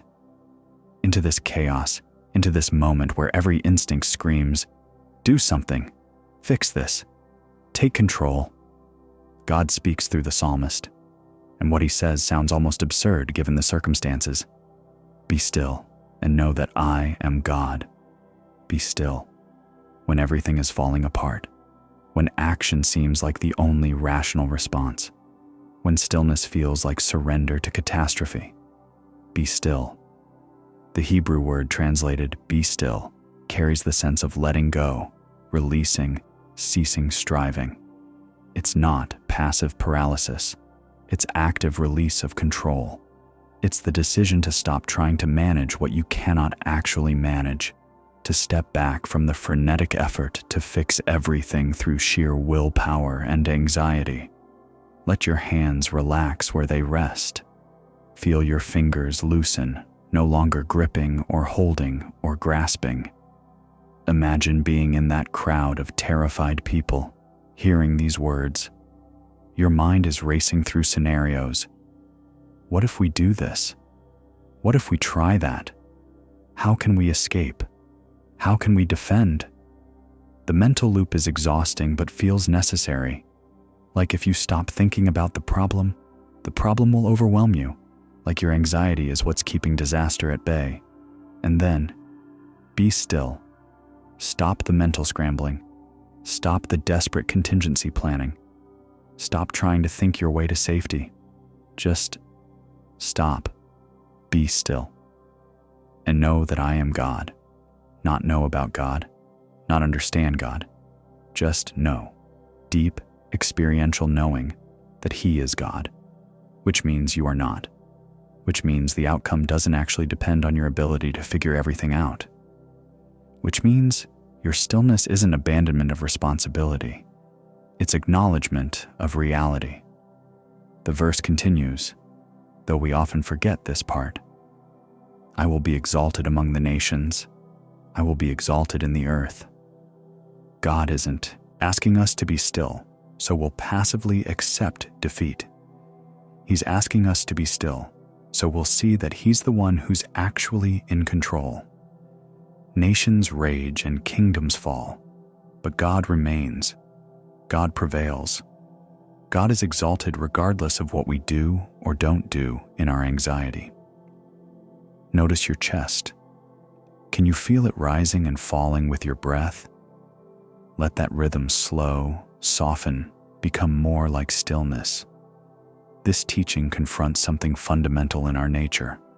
We believe, deeply, mostly unconsciously, that our vigilance protects us, that our constant mental monitoring prevents disaster, that if we just think hard enough, worry thoroughly enough, plan comprehensively enough, we can control outcomes. So being still feels dangerous. It feels like dropping our guard, like abandoning our post. But God is saying, your striving isn't what holds things together. Your anxiety isn't what prevents catastrophe. I am God. I hold nations. I move history. I see the beginning and the end.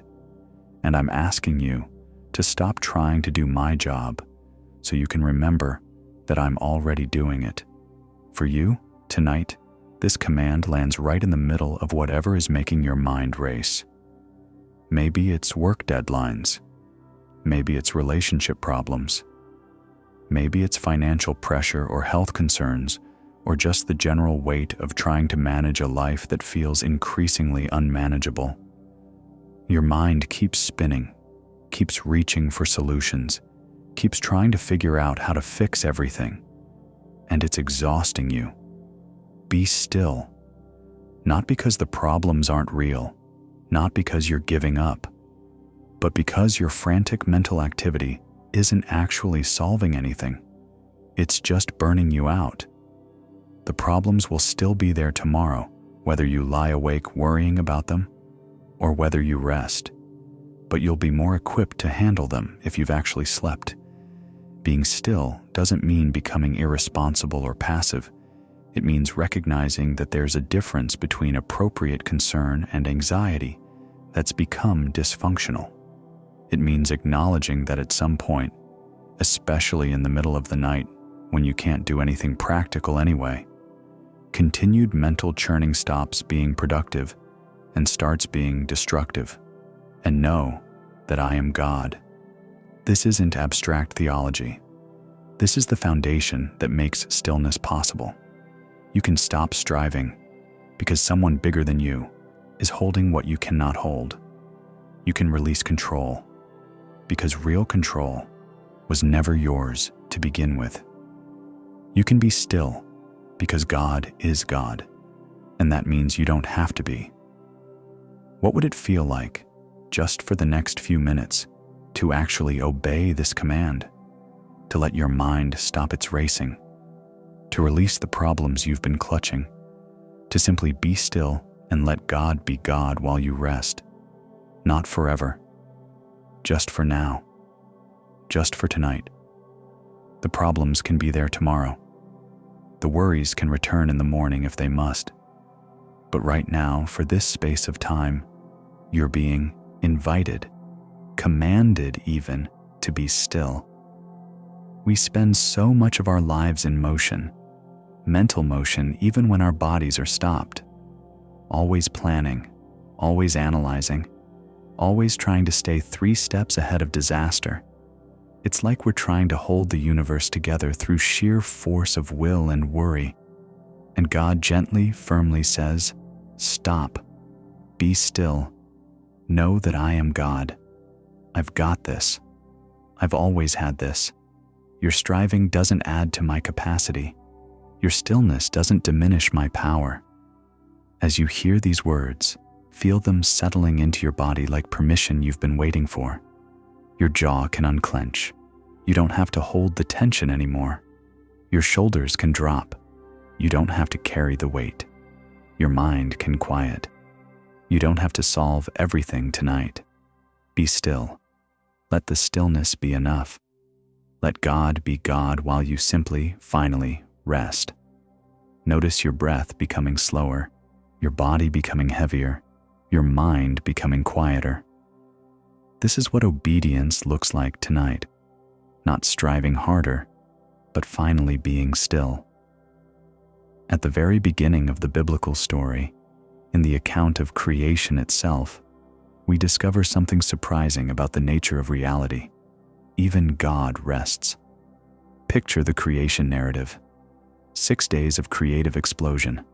Light separating from darkness. Waters gathering. Dry land appearing. The sun and moon and stars flung into space. Vegetation bursting forth. Grass and trees and flowering plants. Sudden abundance. Creatures filling the seas and skies and land. Everything from whales to butterflies to microscopic organisms. The staggering diversity of life all spoken into existence, each day building on the last, each day adding new complexity and beauty. And then, the 7th day, and God stops. Not because he's exhausted, he's God, he doesn't tire. Not because the work is too hard. He spoke worlds into being with words. He stops because stopping itself is holy. Because rest isn't just the absence of work, it's a positive good, something valuable in itself. The text says, "By the 7th day, God had finished the work he had been doing, so on the 7th day he rested from all his work. Then God blessed the 7th day and made it holy, because on it he rested from all the work of creating that he had done." Let your eyes become heavier as you hear this. Feel your eyelids wanting to close, or if they're already closed, feel them settling deeper into rest. This is profound. God doesn't rest because he needs to. He rests to model something essential about how reality works. He builds rest into the foundation of creation itself. Work is good, 6 days of it, creative and purposeful and generative. But rest is also good. Not morally inferior, not a necessary evil, not a concession to weakness. Good, holy, blessed, and God makes the 7th day holy. Not the 6th day when the work was finished and everything was accomplished and productivity was at its peak. The 7th day, the day of rest, the day of stopping. That's the day that gets marked as set apart, sacred, special. In the ancient world, this was revolutionary. Every other creation story from surrounding cultures had gods who worked endlessly, who never rested, who demanded constant labor from humans to sustain the cosmos. The idea that rest could be sacred, that stopping could be holy, that the Creator himself would model cessation. This was radical. Notice your body. Can you feel how it's already trying to rest, the way your muscles want to release? That's not weakness. That's design. What this means is that rest isn't something we begrudgingly fit in around the edges of what really matters. Rest is woven into the fabric of creation. It's part of how things are supposed to work. Before sin, before the fall, before anything went wrong, there was rest. Built in, intentional, holy. The Sabbath principle that emerges from this isn't just a rule. It's a gift. It's God saying, the world won't fall apart if you stop for a day. I've designed reality so that rest is essential, not optional. You're not defying some cosmic productivity requirement by resting. You're aligning with how I made things to work. For you, tonight, this teaching addresses something deep in your psyche. You might carry this belief, often unconscious, that your worth is tied to your productivity. That rest is what you earn after you've accomplished enough. That stopping before the work is completely done is laziness or irresponsibility. But look at God, the creator of the universe, the one who holds galaxies in place, the one who knows every sparrow that falls. He stops. He rests.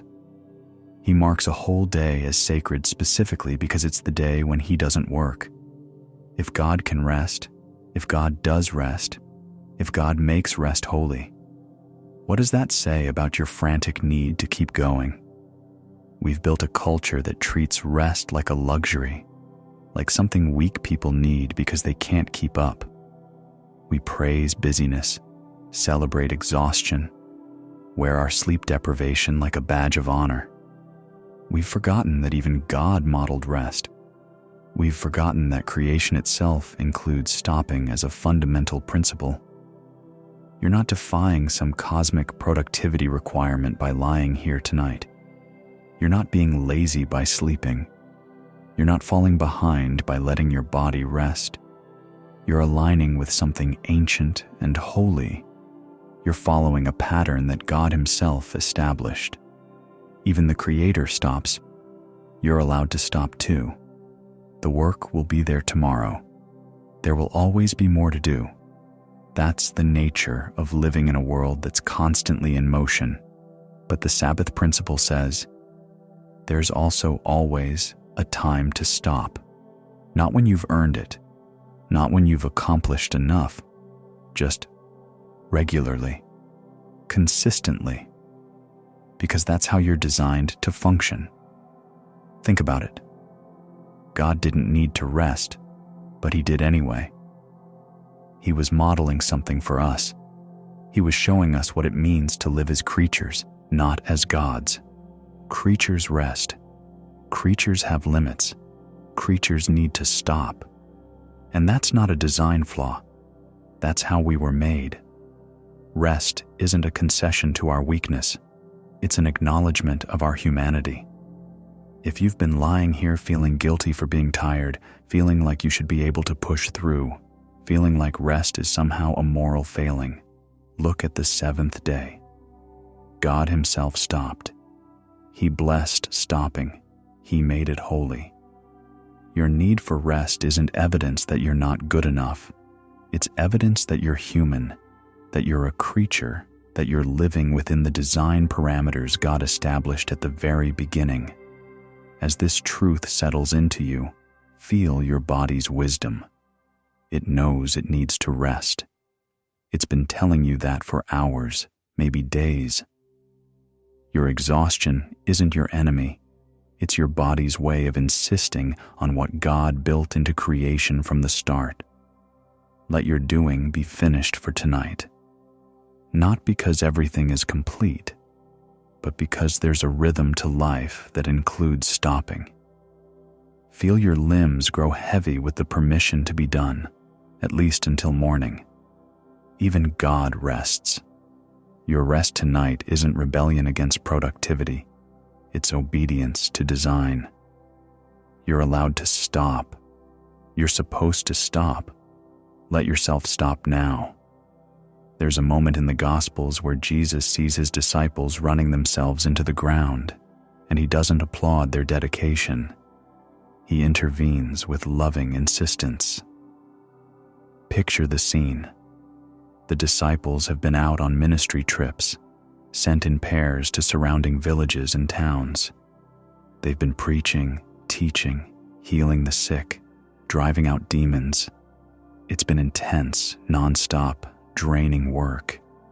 They've been pouring themselves out for others day after day, and now they're returning to Jesus, all talking at once, excited but exhausted, trying to tell Him everything that happened. They're in Capernaum, probably near Peter's house where Jesus often stayed. The space around them is crowded as usual. People pressing in from every side, all wanting something. Someone needs healing. Someone has questions. Someone wants to argue theology. There are children running around, merchants passing through, always noise and movement and demand.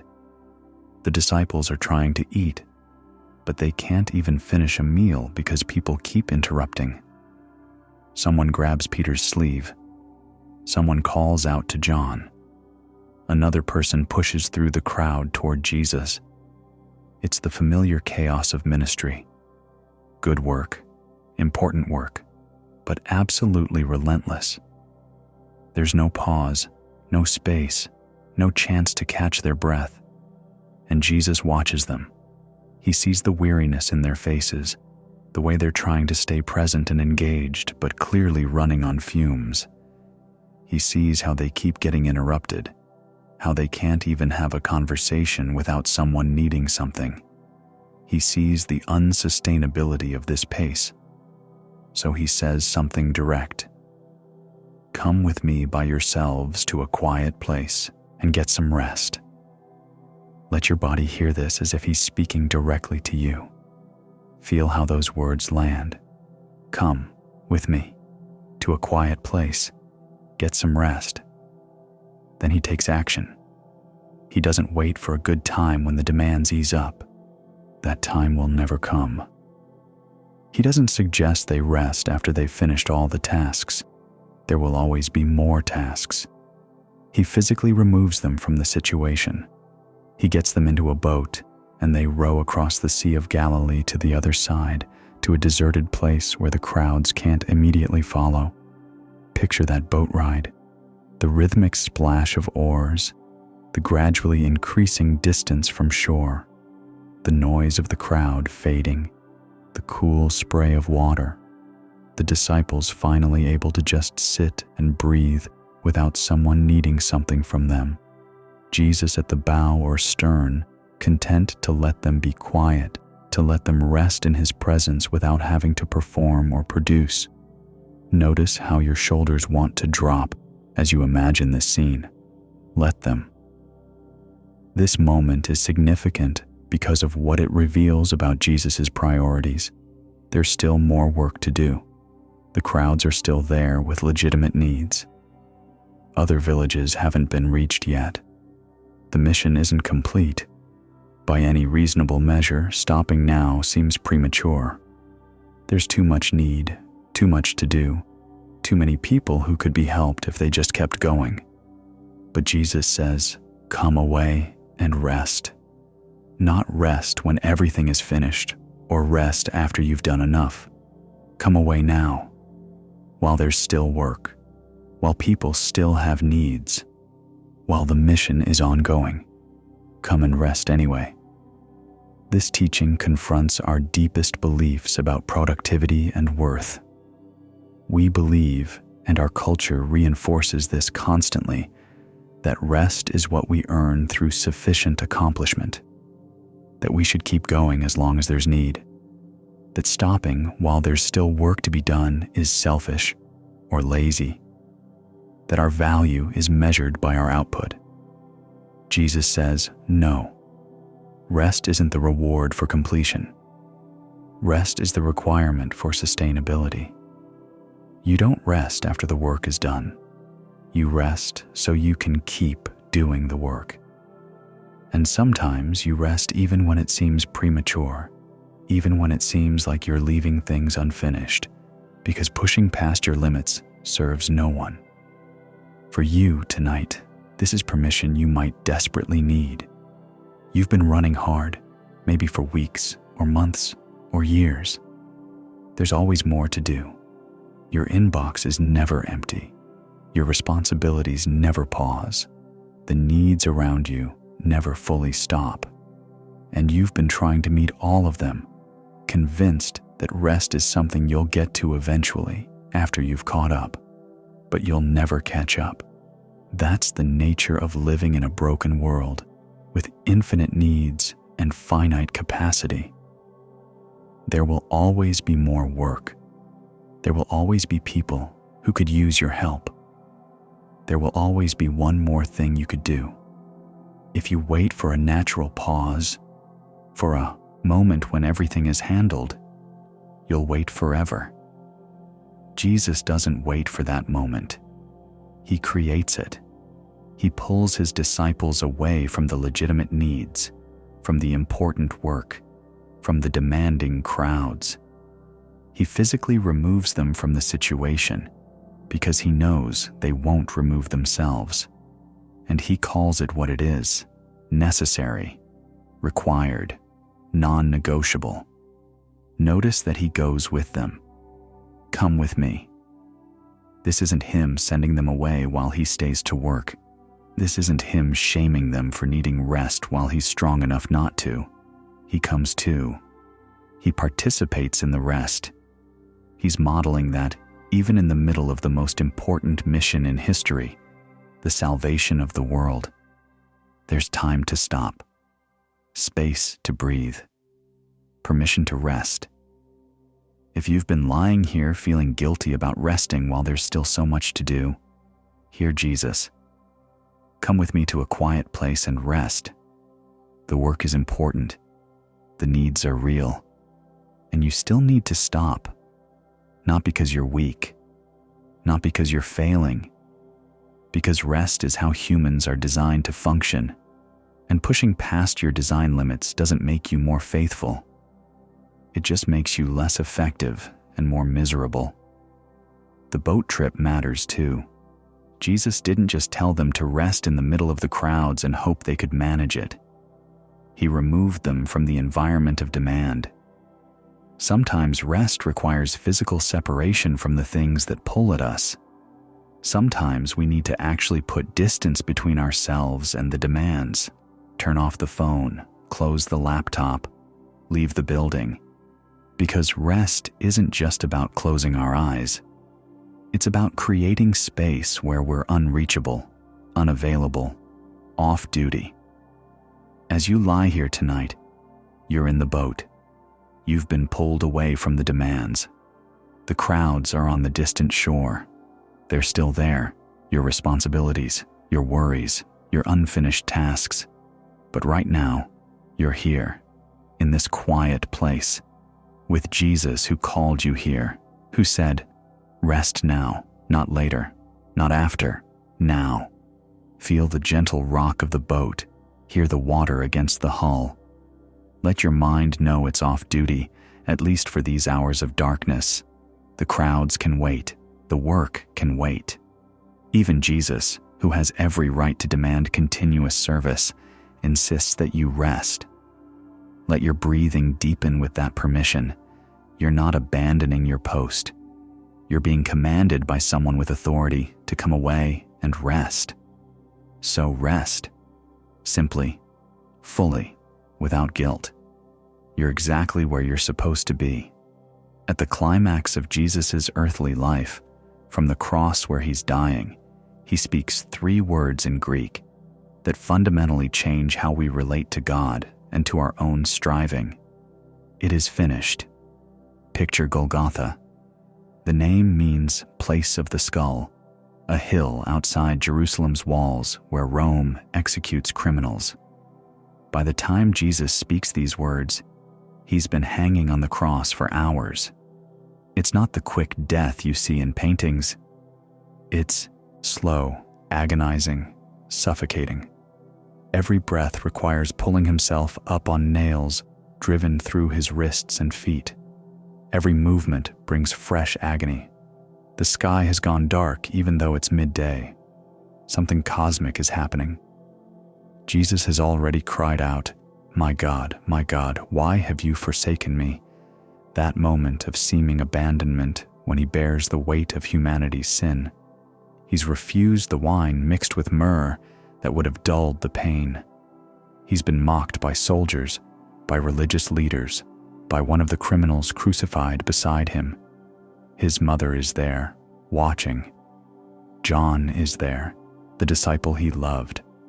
Other women who followed him stand at a distance, weeping. His body is broken. Blood from the crown of thorns has dried on his face.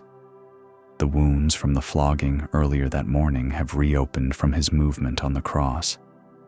He's dehydrated, exhausted beyond measure.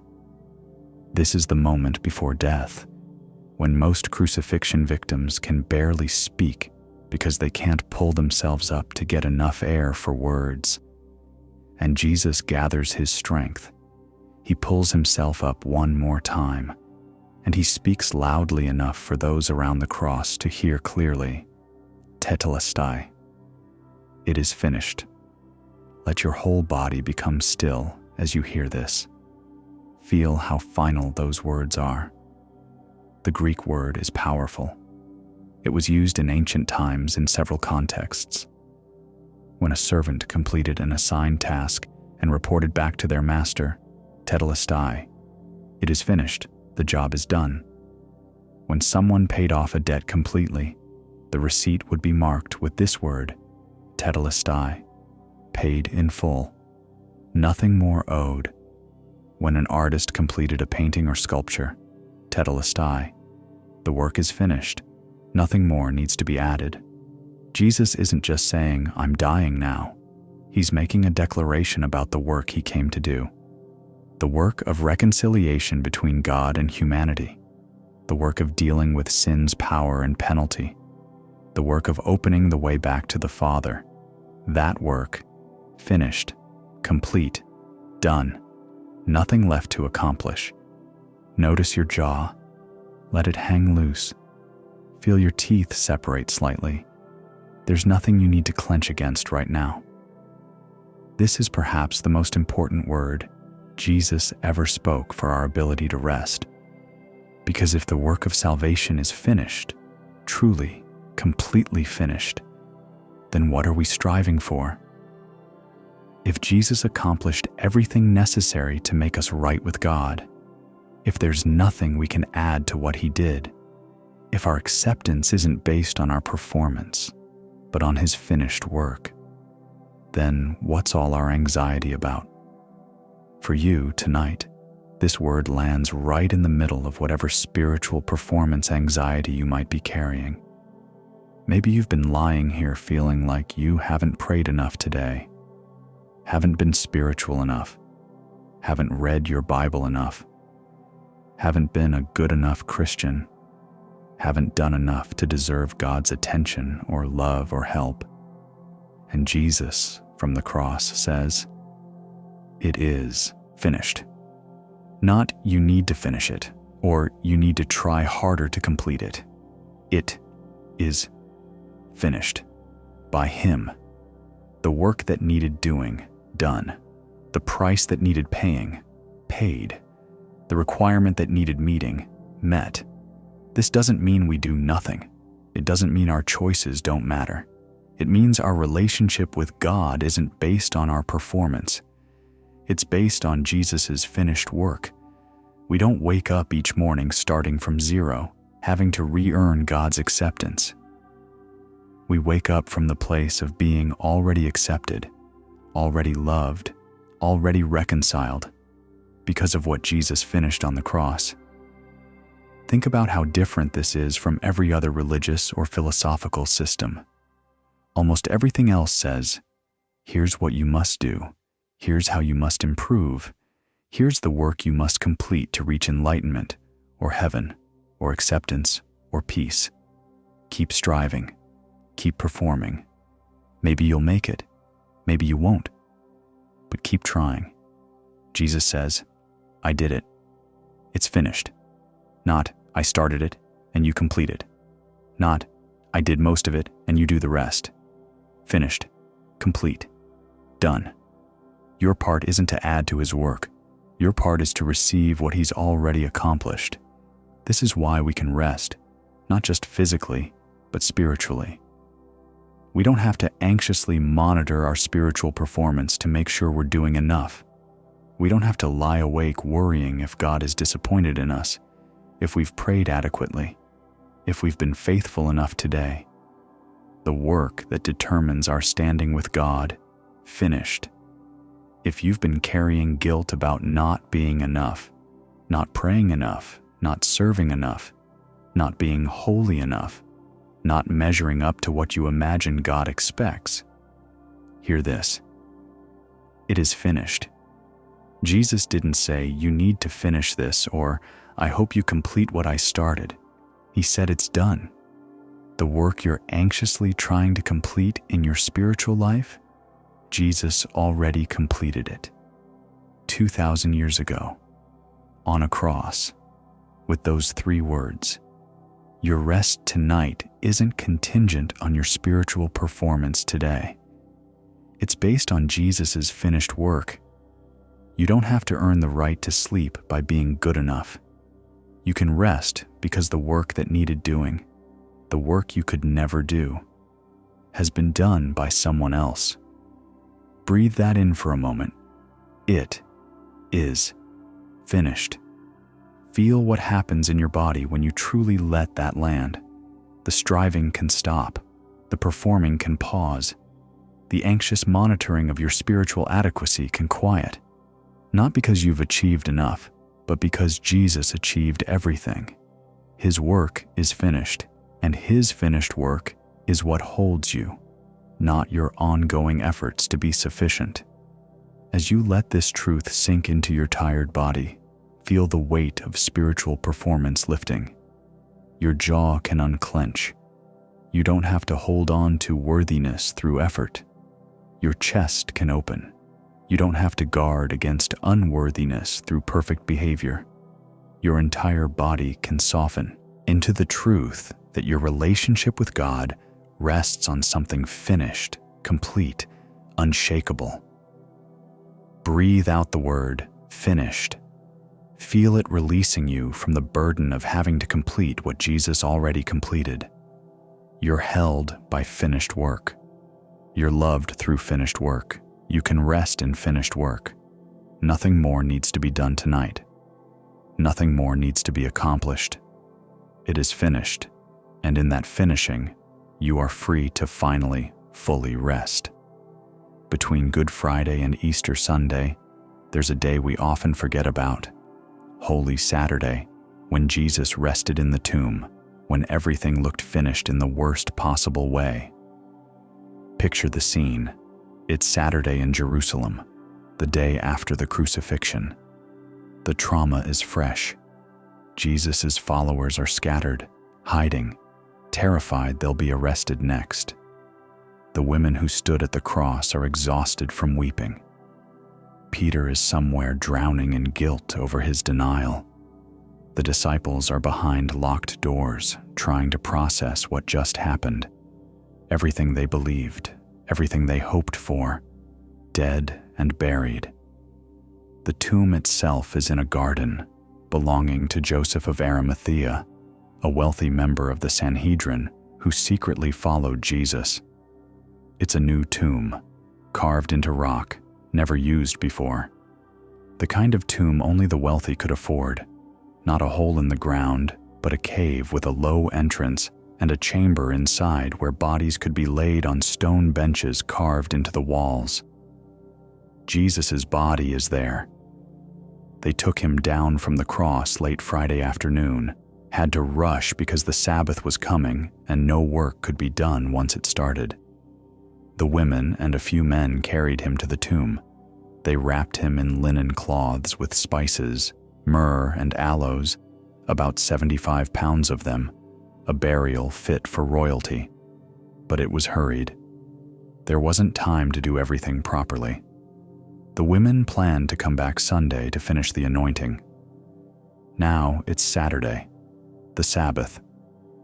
No one can go to the tomb. Jewish law forbids the work of travel and preparation on this day. So Jesus lies there in the darkness, completely still, wrapped in grave clothes. The stone has been rolled in front of the entrance, a massive circular stone set in a groove, impossible for one person to move alone. And because the religious leaders worried the disciples might steal the body and claim resurrection, Pilate stationed Roman guards at the tomb and sealed it with the Roman seal. Breaking that seal would mean execution. Let your breathing become like that tomb, still, quiet, undisturbed. Inside, nothing is happening. No movement, no light, no sound, just the absolute stillness of death. The stone blocks the entrance. The guards stand watch outside. The seal remains intact.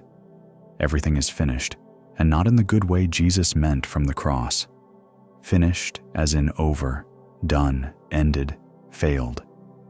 This is what Saturday felt like to those who loved Jesus. Hopeless, final, the end of the story. Friday was horror, the crucifixion, the mockery, the slow death. But Saturday is worse in a way.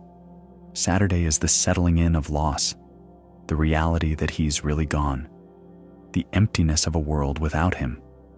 Saturday is when hope dies. For his followers, Saturday is unbearable. They can't go to the tomb. They can't do anything to honor him properly.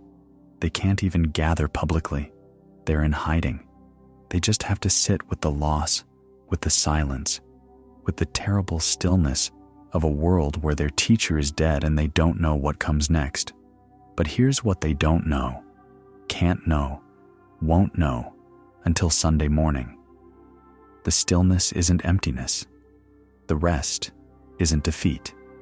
The tomb isn't the end. Jesus is resting in death the way he rested in the boat during the storm, deeply, completely, trustingly.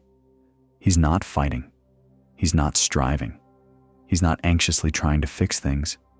He's resting in death itself because he knows his Father's promise. Resurrection is coming. But first, rest. Notice how your body wants to be still.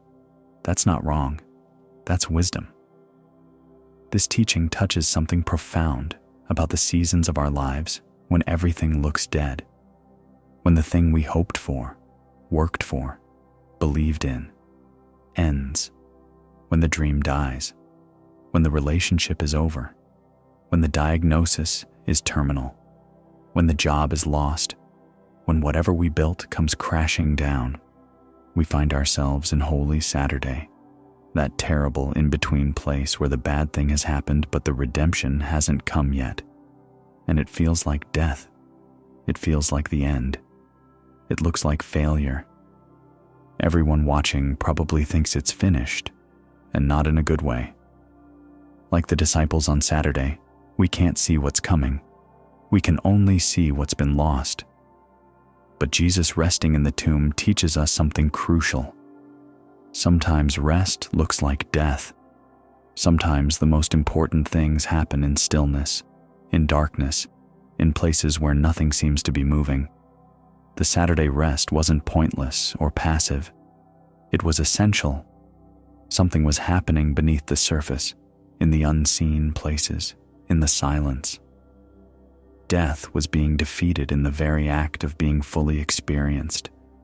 For you, tonight, if your life feels like Holy Saturday right now, if you're in that terrible place between loss and restoration, between death and whatever comes next, this story says, rest is still possible here. Maybe rest is especially important here, when everything looks finished, when hope seems dead, when you can't see how anything good could possibly come from this darkness. You can still rest, not because you're giving up, not because you're accepting defeat, but because sometimes the most profound transformations happen in stillness. Sometimes resurrection is being prepared in the very places that look most dead. Sometimes God does his most important work in the tombs, in the silence, in the Saturday spaces where nothing seems to be happening. Jesus didn't fight death. He didn't resist the tomb. He entered it fully and rested there, trusting that his Father's promise was more reliable than the apparent finality of stone and guards and sealed entrances. He lay in complete stillness, wrapped in burial clothes, in total darkness.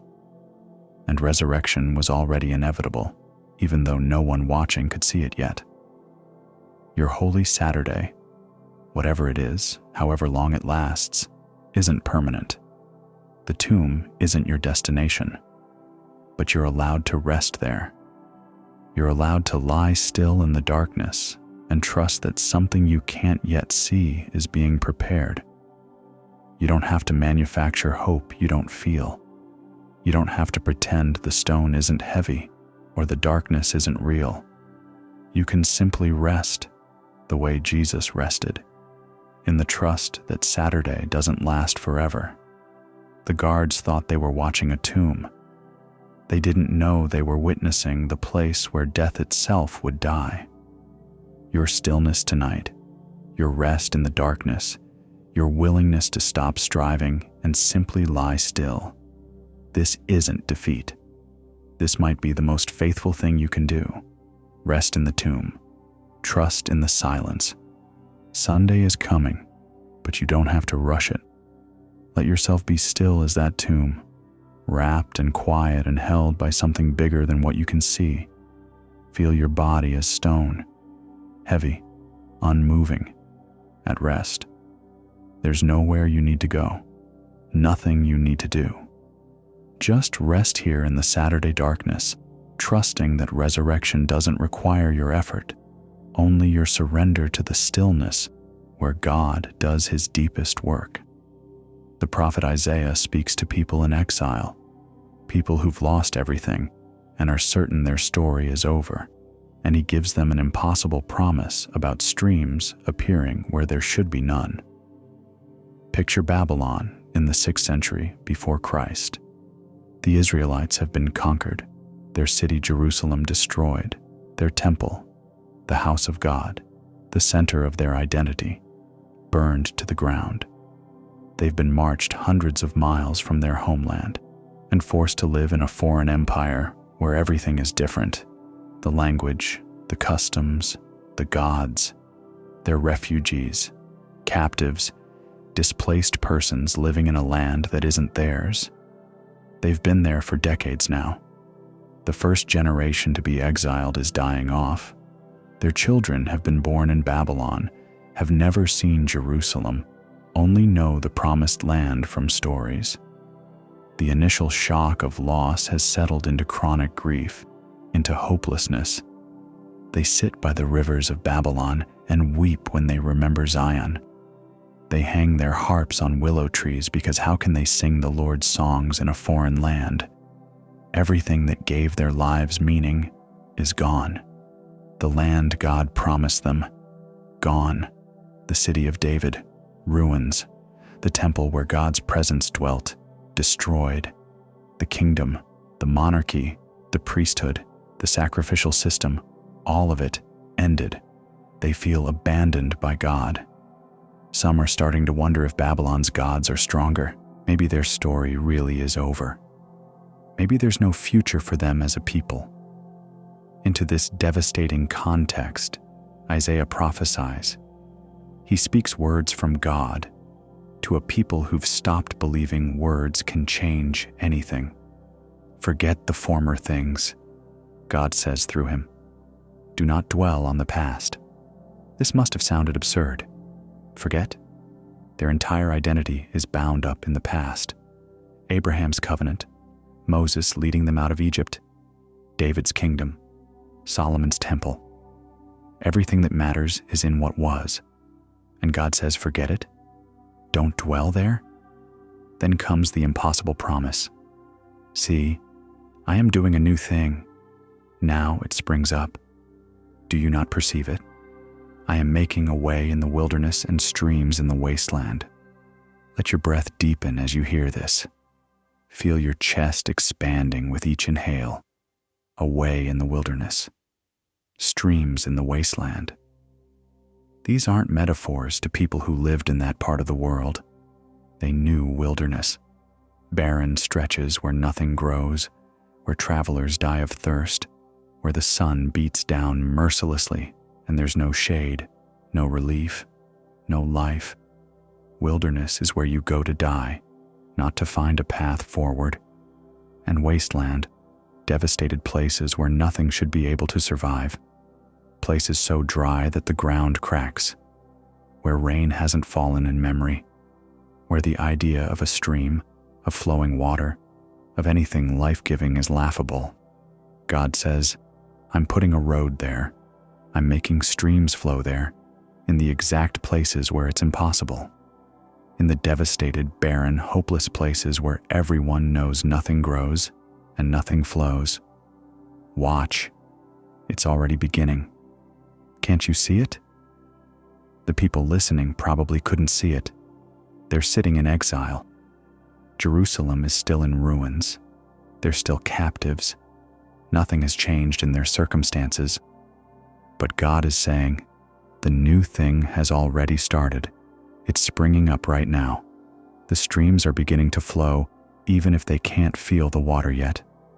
Notice your body against the bed. Feel yourself held, supported. You don't have to hold yourself up. This prophecy is about more than just physical return to Jerusalem, though that will happen. It's about God's character, about how He works. He specializes in impossible restoration. He's the God who makes streams appear in wastelands, who creates paths through wilderness, who brings life to places so dead that life seems like a fantasy. For you, tonight, this word lands in whatever place in your life feels like wasteland. Maybe it's a relationship that feels beyond repair. Maybe it's a financial situation that looks impossible. Maybe it's a health crisis where recovery seems unrealistic. Maybe it's just the general exhaustion of a life that feels dried up, depleted, empty of anything life-giving. You're looking at this wasteland and thinking, nothing could possibly grow here. Nothing could possibly change. This is just how it is now. Barren, finished, dead. Like the Israelites in Babylon, you've moved from shock to resignation. You're not even angry anymore. You're just tired and hopeless, and certain that this wasteland is your new permanent address. And God says, I'm making streams there, right there in that exact wasteland you're staring at. I'm creating waterways where there should be none. I'm bringing life to the precise place you're certain life is impossible. This doesn't mean everything will be fixed by morning. The Israelites still had decades to wait before they saw Jerusalem again. But the promise itself changes something. It changes whether the wasteland is the final word. It changes whether hopelessness is justified. It changes whether the devastation defines the future. God is doing a new thing, not someday, now. It springs up, present tense. This isn't a distant promise for a far-off future. It's happening now, even if you can't see it yet. Even if your circumstances look unchanged. Even if the wasteland is still dry to your eyes. The stream is beginning. The way is being made. The new thing is already in motion. We spend so much time staring at the wasteland that we miss the first trickle of water. We're so convinced nothing could grow that we don't notice the first green shoot pushing through cracked earth. We're so certain the story is over that we miss the opening of the new chapter. The Israelites didn't see how they could possibly return to Jerusalem. The logistics seemed impossible. They were captives of the world's most powerful empire. They had no army, no resources, no political power. How could they possibly make a way through hundreds of miles of wilderness? How could streams of provision flow in that desert? From their perspective, the return was fantasy. But God doesn't need their ability to see how. He just needs their willingness to believe that streams and wastelands are exactly the kind of thing He does. That making ways where there are no ways is His specialty. That impossible is where He does His best work. As you lie here in whatever wasteland you're occupying, can you open yourself to the possibility that streams might already be starting? Not because you can see them, not because it makes sense, but because God says, watch. I'm doing something new. It's already beginning. And when God makes streams in wastelands, He doesn't need your help engineering the water flow. He just needs you to stop dying of thirst because you're convinced water is impossible. Feel yourself as dry ground. Feel the weariness of the wasteland in your bones. And then, feel the first moisture of possibility. Not manufactured hope, not forced optimism. Just the slight dampness that says, maybe water could come here. Maybe life isn't finished. Maybe the new thing is beginning even now, in the darkness, in the stillness, while you rest. Let your body absorb the idea like desert sand receiving rain. You don't have to understand how streams could flow here. You just have to stop resisting the possibility. God makes ways in wilderness. He creates streams in wastelands. Your job isn't to figure out how. Your job is to rest while He works, to sleep while He creates waterways, to let go while He does what only He can do. Feel your breathing like those first small streams, steady, gentle, bringing life where there was none. The wasteland isn't forever. The streams are coming. Some of them might already be flowing beneath the surface, preparing to break through. Rest in that possibility. Let it be enough for tonight. In one of the most tender psalms, David describes his soul not as striving or reaching or anxiously grasping, but as settled, quieted, content, like a nursing child who's finally stopped fussing. Picture a young mother in ancient Israel. It's evening, the day's work finally done. She's been busy since dawn, grinding grain, baking bread, drawing water from the well, tending the garden, washing clothes, managing a household. Her child has been with her through all of it, sometimes playing independently, sometimes demanding attention, sometimes crying when needs aren't met quickly enough. Now the sun is setting, the air is cooling, the house is quiet. She sits down finally, perhaps on a simple wooden stool or a mat on the floor. The baby has been fed, no longer hungry, no longer urgent, no longer demanding. The child simply rests against her chest, one small hand curled on her shoulder, breathing in rhythm with her breathing, completely content, not reaching for anything, not wanting anything, not fussing or squirming, just being, present, peaceful, held. This is the image David uses. He writes, "I have calmed and quieted myself. I am like a weaned child with its mother. Like a weaned child, I am content." Let your whole body soften as you imagine this scene. Feel yourself as that child, no longer striving. The phrase weaned child is significant. A nursing infant who hasn't been weaned yet is often fussy at the breast, pulling away, latching back on, frustrated when milk doesn't come fast enough, still learning patience. There's demand in their touch, urgency in their reaching. They need something, and they need it now. But a weaned child, one who's moved past nursing, who's learned to find contentment in presence alone, they rest differently. They're not at mother's chest because they need something from her. They're there just to be held. They've learned that presence itself is nourishment, that being close is enough, that they don't have to be getting something to be content. David says his soul is like that, not demanding, not grasping, not anxiously reaching for the next thing God should give him. Just quiet, content to simply be held, to rest in presence without needing presence to do something for him. Notice your hands. Are they clenched, reaching for something? Can you let them rest open, receiving rather than grasping? This image is remarkable because of who's speaking. This is David, king of Israel, mighty warrior, man who killed a giant with a stone, leader of armies, writer of passionate prayers and desperate pleas. This is someone who knows how to strive, how to fight, how to pursue what he wants with intensity. And he's saying, I've learned a different way. I've calmed myself. I've quieted myself. I'm no longer the fussy infant demanding that God immediately meet my needs exactly how I want them met. I'm the content child who's learned that presence is enough, that being held is sufficient, that I don't have to be getting something to be at peace. The verbs are important. I have calmed and quieted myself, not God calmed me or circumstances quieted me.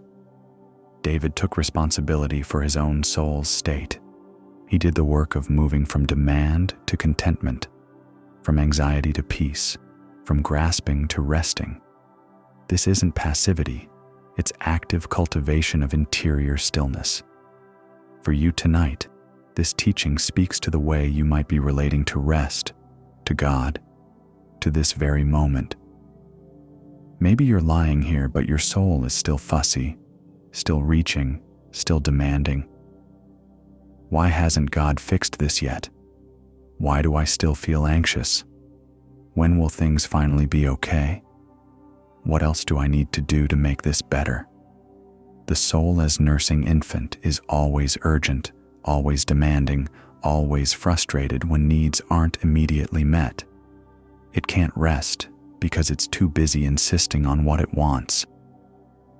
But the soul as weaned child has learned something profound. You can be content in the presence even when you're not getting anything specific from the presence. You can rest without immediate solutions. You can be quiet without everything being resolved. You can be held without understanding why things are the way they are. This doesn't mean you stop having needs. The weaned child still needs things: food, water, care. But they've learned that not every moment is about getting needs met. Some moments are just about being close, just about presence, just about the simple contentment of being held by someone who loves you. David has learned this. His soul isn't writhing with demands and questions and anxious insistence that God immediately make everything better. His soul is quiet, content, at rest in God's presence, even when that presence isn't doing anything dramatic or solving anything urgent. Just presence, just being held. And it's enough. Maybe this is what you're learning tonight, that you can stop demanding, stop insisting, stop fussing at God about what He should be doing differently. Not because your concerns aren't valid, they are. Not because your needs don't matter, they do. But because there's a deeper need underneath all the surface needs, and that need is to simply be held, to rest in presence, to let contentment come from proximity rather than from getting what you're asking for. This is maturity, not in age, but in soul. The infant can't help being fussy. They haven't learned yet that they won't die if needs aren't immediately met. But the weaned child has learned to trust, has learned that being held is enough even when nothing else is changing, has learned to find peace in presence rather than constantly demanding that presence produce results.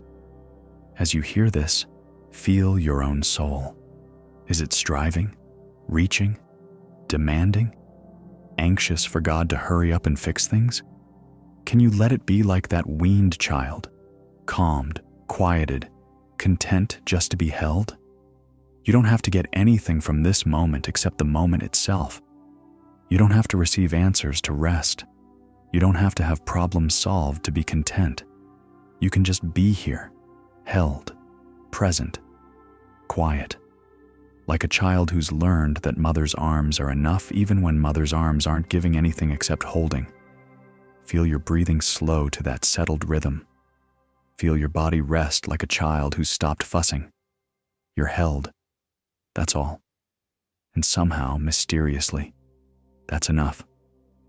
Let yourself be content in just this. Presence, holding, the simple gift of being close. Your soul can be quiet now. It doesn't have to demand or strive. It can simply rest, held, content. Let the quietness come. Let the contentment be. You're exactly where you need to be. Moses, at the very end of his long life, blessing the tribes of Israel before he dies, gives them words that have comforted exhausted people across millennia. Words about what's underneath everything. Picture Moses on Mount Nebo. He's 120 years old. He's led the Israelites for 40 years through wilderness, dealt with their constant complaints and rebellion, mediated between them and God, carried the weight of guiding an entire nation through impossible circumstances. He's seen miracles, plagues in Egypt, the Red Sea parting, water from rocks, manna from heaven.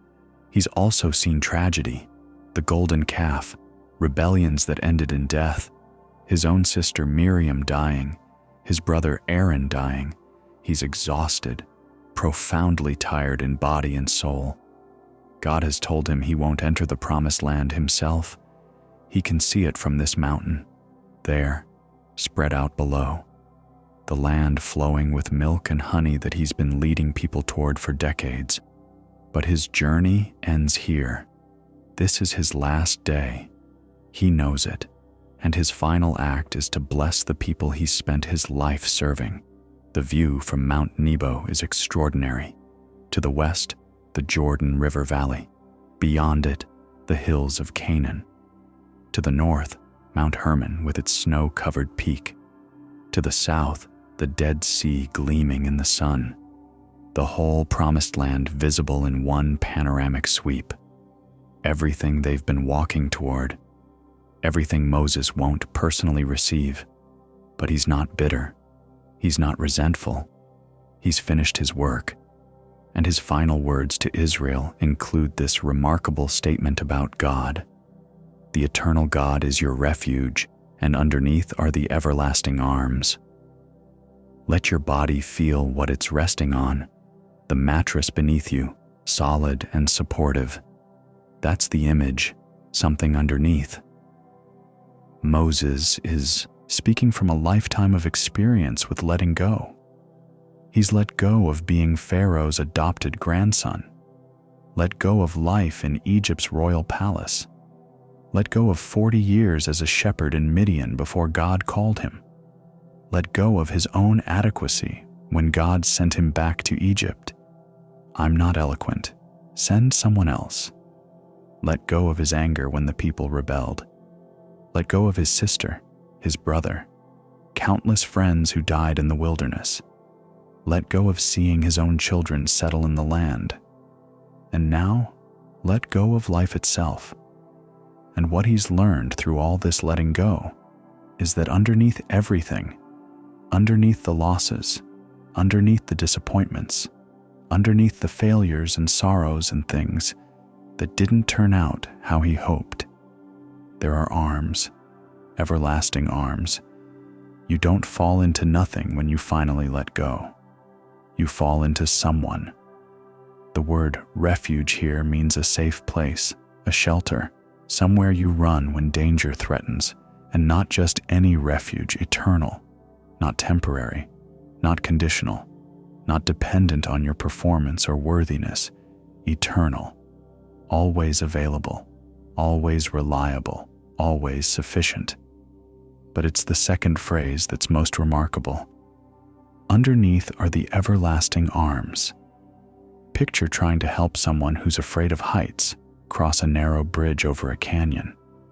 They freeze in the middle, gripping the ropes, unable to move forward or back.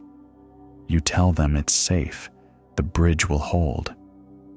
But they can't trust it. They can't let go of their white-knuckled grip. They're sure if they relax, they'll fall to their death. What would help? Knowing what's underneath. If they could see that 20 feet below the bridge, there's actually a safety net strong enough to catch them even if they fell, then letting go becomes possible. Not because the bridge is guaranteed not to break, but because underneath, there's something to catch them. Moses is saying, underneath everything is arms. Not emptiness, not void, not nothing. Arms, everlasting arms. When you finally can't hold on anymore, when you lose your grip, when you fall because you're too tired or too weak or too overwhelmed, you fall into arms. Notice your breath. Feel how it's being held by your body without your effort. That holding is happening all the time. This promise addresses our deepest fear, the fear that if we let go, we'll lose everything. That if we stop trying to control, chaos will consume us. That if we surrender, we'll be destroyed. That if we stop holding ourselves together through sheer willpower, we'll fall apart and there will be nothing to catch us. Moses, who's let go of more than most people ever have to, says, "No. Underneath are arms. You will not fall into nothing. You cannot fall farther than into God's hands. The everlasting arms are already there, have always been there, will always be there. They don't appear because you've been good enough. They don't withdraw because you've been failing. They're everlasting, existing outside time, constant, unchanging, reliable." For you, tonight, this might be exactly what you need to hear. Maybe you're so tired of holding yourself together, tired of maintaining control, tired of keeping everything from falling apart through sheer force of will and anxiety. You're exhausted from the effort of holding on, and you're afraid. If I let go, if I stop trying so hard, if I actually rest, what if everything falls apart? What if the things I'm afraid of actually happen? What if I lose what I'm desperately trying to keep? Moses says, underneath are the everlasting arms. Whatever you're holding on to so tightly, if you let go, if you fall, if you can't keep it together anymore, you won't fall into destruction. You'll fall into arms. Strong arms. Arms that have been there all along, waiting to catch you. Arms that belong to the eternal God who's been your refuge through everything, even the things you didn't survive by your own strength. Think about what everlasting means. These aren't arms that get tired. They're not arms that drop you when you get too heavy. They're not arms that have limited capacity or limited patience. Everlasting, always strong, always ready, always sufficient, no matter how long you need to be held, no matter how heavy you are with grief or fear or exhaustion. The arms don't tire. You've been holding yourself up for so long, carrying yourself through sheer determination, refusing to let go because you're convinced there's nothing underneath to catch you, and your arms are tired. You're tired. The effort of constantly holding on is exhausting you. It's time to discover what Moses learned. The eternal God is your refuge. Underneath, right now, beneath your exhaustion, beneath your fear, beneath your desperate gripping, are everlasting arms. You can let go. You can stop holding yourself up. You can fall, and you will be caught. Not by your own strength, but by strength that never runs out. As this truth settles into your body, feel the bed beneath you as those everlasting arms. Stop holding yourself up with tension in your shoulders, tightness in your back, clenching in your core. Let yourself be completely held. Feel your full weight resting, supported, caught. You're not falling into nothing. You're falling into arms that have been underneath you all along. Let your grip loosen. Let the fear of letting go finally release. You don't have to hold yourself together tonight. The everlasting arms are beneath you, strong and steady and never tired. Feel your body becoming heavier, softer, fully supported. You are held. You have always been held. You will always be held. The arms underneath you are everlasting, and they're more than strong enough to carry you through this night and into morning. Rest in that holding. Let yourself be caught. The arms are there. They're always there. You can finally, fully let go. The Apostle John, writing in his old age after a lifetime of learning to receive love, gives us one of the simplest and most revolutionary truths about how love and fear relate to each other. Picture John decades after Jesus' resurrection. He's the last of the original disciples still alive. Peter is long dead, crucified in Rome, tradition says upside down, because he didn't feel worthy to die the same way Jesus did.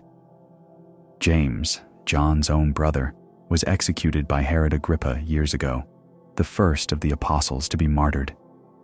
Andrew, Philip, Thomas, Matthew, all gone, most of them dying violent deaths for their faith. John alone remains, now an old man on the island of Patmos, where he's been exiled for preaching about Jesus. He's spent decades, probably 50 or 60 years, following Jesus, first literally when Jesus walked the earth, then spiritually after his ascension. John has seen miracles. He's seen betrayal. He's seen Jesus die and rise again. He's seen the early church explode across the Roman Empire. He's seen persecution, martyrdom, faithful believers tortured and killed. He's experienced profound joy and profound suffering. He's had time to think deeply about what matters most. And he's writing letters to churches scattered across Asia Minor. These are communities struggling with false teachers, with persecution, with fear, with doubt. They're trying to stay faithful in hostile environments. They're exhausted and scared, and not sure how much more they can take. John writes to them with the authority of someone who's outlived everyone, who's seen everything, who's had time to distill truth down to its essence. And one of the things he writes is this: there is no fear in love, but perfect love drives out fear. Let your eyes close or stay closed as you hear this. Feel the darkness as safe, not threatening. The Greek word for drives out is strong. It means to cast out, to expel with force, like evicting someone from a house, like ejecting water from a boat. Fear and love can't coexist in the same space. Where one is, the other has to leave. And perfect love, complete, full, mature love, drives fear out. Fear doesn't have to be convinced to leave. It doesn't have to be reasoned with. Love's presence alone displaces it. Think about that image. Fear as an unwelcome tenant occupying space in your heart. You've tried arguing with it, tried pushing it out through willpower, tried shaming yourself for being afraid. Nothing works. Fear is stubborn. It sets up residence and refuses to budge. But perfect love enters, and fear has to go. Not because you made it leave, just because love and fear cannot occupy the same space. Love displaces fear the way light displaces darkness, automatically, naturally, without effort. You don't have to fight the darkness. You just have to turn on the light. John continues, "The one who fears is not made perfect in love." This isn't condemnation, it's observation. If fear is still running your life, dictating your decisions, dominating your thoughts, then you haven't yet fully experienced the love that casts it out. Not because you're doing something wrong, but because there's more love to receive, more perfect love to let in, more displacement that needs to happen. Notice your jaw, your shoulders, your belly. Where are you holding fear in your body? Can you feel it as tightness, as guarding, as bracing? What is perfect love? It's not love that you've perfected or earned or achieved. It's love that's complete in itself.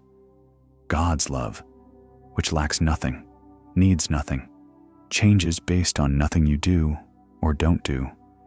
It's the love that existed before you were born and will exist after you die. The love that saw you at your worst and didn't flinch. The love that knows every shameful thought, every failure, every way you've fallen short, and doesn't diminish. This love, when you truly let it in, when you stop arguing with it, or trying to earn it, or insisting you're not worthy of it, drives fear out. All kinds of fear. Fear of rejection, driven out by love that never rejects. Fear of abandonment, driven out by love that never leaves. Fear of not being enough, driven out by love that says you're enough exactly as you are. Fear of the future, driven out by love that's already in the future waiting for you. Fear of death, driven out by love that survives death. John knows this from experience.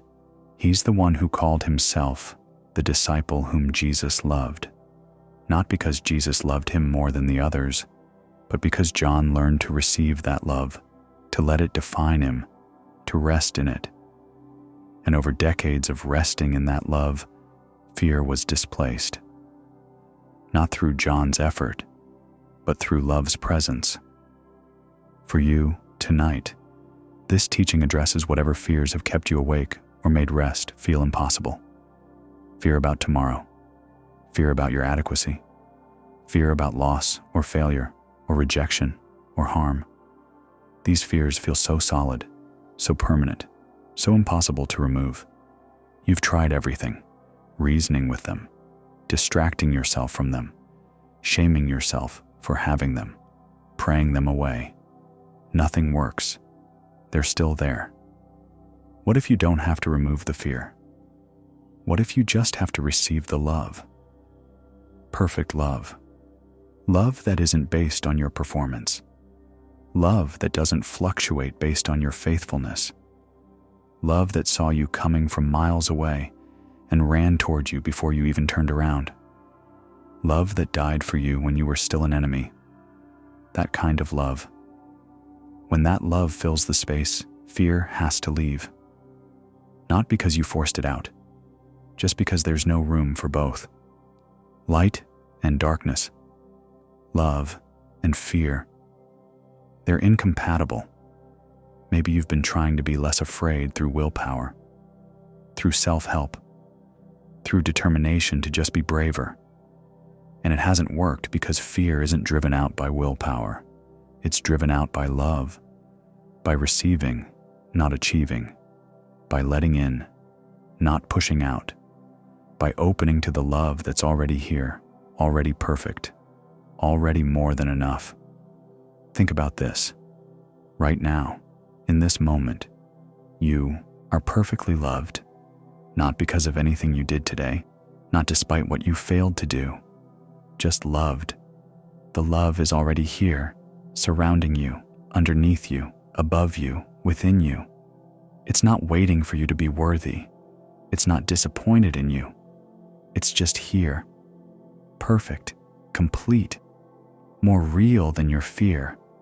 And as that love becomes more real to you, as you stop arguing with it and start receiving it, fear naturally, gradually, inevitably has to leave because they can't coexist. The space in your heart isn't big enough for both perfect love and persistent fear. One displaces the other, and perfect love is stronger. John has seen this happen over a lifetime. He's watched fear diminish not through his effort but through deeper and deeper experiences of being loved. And he's writing to tell you, this is available. This is how it works. You don't have to fight fear. You just have to receive love, perfect love, the love that's already yours. As you lie here, imagine love as something you can breathe in. With each inhale, perfect love enters, love that knows you completely and chooses you anyway. With each exhale, fear leaves, not forced, just naturally displaced. Breathe in love, breathe out fear, breathe in acceptance, breathe out anxiety, breathe in the truth that you are perfectly, completely, unchangeably loved. Breathe out the fear that's been taking up space that belongs to love. Feel your body softening as love does its work. You don't have to manufacture courage. You just have to receive love. And love, perfect, complete, eternal love, will drive the fear out naturally, the way dawn drives out darkness. You are loved right now, perfectly. Let that love fill every space that fear has occupied. Let it do its work without your help. Just breathe it in. Let it displace what doesn't belong. You are held in perfect love, and in perfect love, fear cannot stay. Rest in that love. Let it be enough. It is enough. It's always been enough. You are loved, and love is casting out fear even now. A psalm gives us a glimpse into the sheer volume and quality of God's attention toward each person, attention so vast it defies measurement or counting. Picture David again, but this time not as the young shepherd or the warrior king. Picture him at night, lying awake under the stars. The palace is quiet around him. Jerusalem sleeps. He's had a long day of governing, settling disputes, managing a kingdom. He's tired, but his mind is still active, processing, thinking. And he's thinking about God. Specifically, he's thinking about how God thinks about him. This is remarkable. The King of Israel, the most powerful man in the nation, lying in the dark wondering about God's thoughts. Not his own thoughts about God, which would be natural, but God's thoughts about him. Does God think about me? What does God think when he thinks about me? And as David contemplates this, he's overwhelmed, not by the absence of God's thoughts, but by their abundance, their infinity, their constancy. He tries to count them and realizes it's impossible. Trying to number God's thoughts toward him is like trying to count grains of sand on a beach. He's been to beaches. The Mediterranean coast isn't far from Jerusalem. He knows what sand looks like. Endless, uncountable, stretching in every direction. Billions of tiny grains, more than any human could count in a lifetime. And he says that's what God's thoughts toward him are like. More numerous than sand grains, vast, infinite, constant. He writes, "How precious to me are your thoughts, God. How vast is the sum of them. Were I to count them, they would outnumber the grains of sand. When I awake, I am still with you. Let your whole body feel held by attention, surrounded by thoughts, known in every moment." Think about what this means practically. Right now, as you lie here listening to these words, God is thinking about you, not in the abstract, not as one item in a massive to-do list. Specifically, personally, individually. He's thinking thoughts about you, many thoughts, precious thoughts, thoughts that if you could somehow access them, read them, know them, they would outnumber every grain of sand on every beach in the world. This isn't metaphor in the sense of exaggeration. It's metaphor in the sense of the only way to convey something that's too big for plain language. How do you describe infinite attention? How do you communicate that God's awareness of you is so constant, so detailed, so abundant that it surpasses human comprehension? You say, like sand, more than sand, vast beyond measuring. David adds another element. When I awake, I am still with you. He can sleep, really sleep, deeply sleep, because even in unconsciousness, God's thoughts toward him continue. He doesn't have to maintain God's attention through his own vigilance. He can close his eyes, lose awareness, descend into the vulnerability of sleep, and God's thoughts keep going. When he wakes up, whenever that is, however many hours later, he awakens into God's presence. He hasn't drifted out of God's awareness. He hasn't been forgotten in the night. He's still with God, still held in that infinite flow of precious thoughts. Notice your eyelids, how heavy they are. You can let them stay closed. God's thoughts continue whether your eyes are open or not. This teaching confronts something deep in our psychology. We believe, often unconsciously, that we might be forgotten if we're not actively maintaining someone's attention. That if we stop performing, stop achieving, stop being visible and impressive, we'll fade from awareness. We'll become background noise. We'll be overlooked. This is especially true in our relationship with God. We believe we have to keep God's attention through prayer, through good behavior, through spiritual discipline. If we're not actively engaged with Him, maybe He's not actively engaged with us. If we stop for a night, maybe we'll wake up and find ourselves distant, disconnected, forgotten. David says no. God's thoughts toward you are not dependent on your thoughts toward Him. His awareness of you doesn't require your awareness of Him to sustain it. When you sleep, when you're completely unconscious, not praying, not worshiping, not doing anything spiritual, His thoughts continue. Precious thoughts, abundant thoughts, more thoughts than sand. For you tonight, this is profound permission to actually sleep. You're not maintaining God's attention through your consciousness. You don't have to stay partially awake to keep the connection alive. You can fully, completely let go into sleep. And when you wake, whenever that is, you'll awaken still in His presence, still being thought about, still held in that infinite awareness that never pauses, never diminishes, never forgets. Think about the word precious. God's thoughts toward you aren't grudging or obligatory. They're precious, valuable, cherished. He thinks about you the way you think about something you treasure, something you love, something you can't help returning to in your mind again and again. His thoughts about you aren't burdensome to Him. They're precious to Him. And the vastness, how vast is the sum of them? This isn't just many thoughts. This is thoughts beyond counting.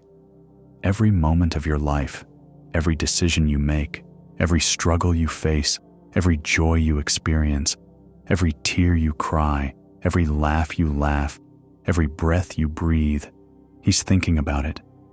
About you, specifically, personally, with attention so detailed and constant that it outnumbers sand.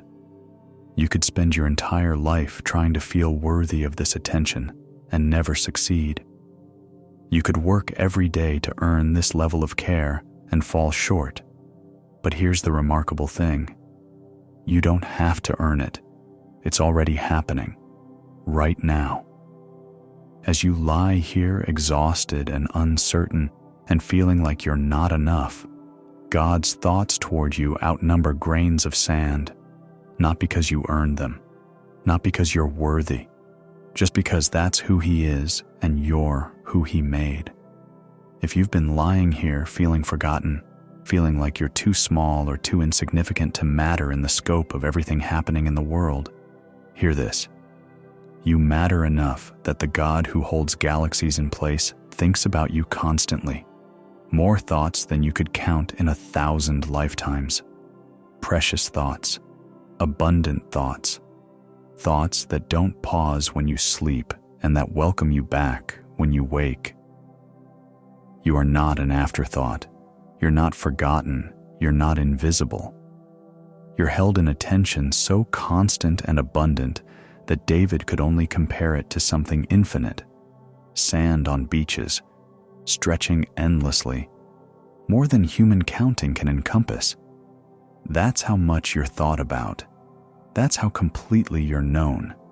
That's how deeply you're held in awareness that never sleeps, never wavers, never forgets.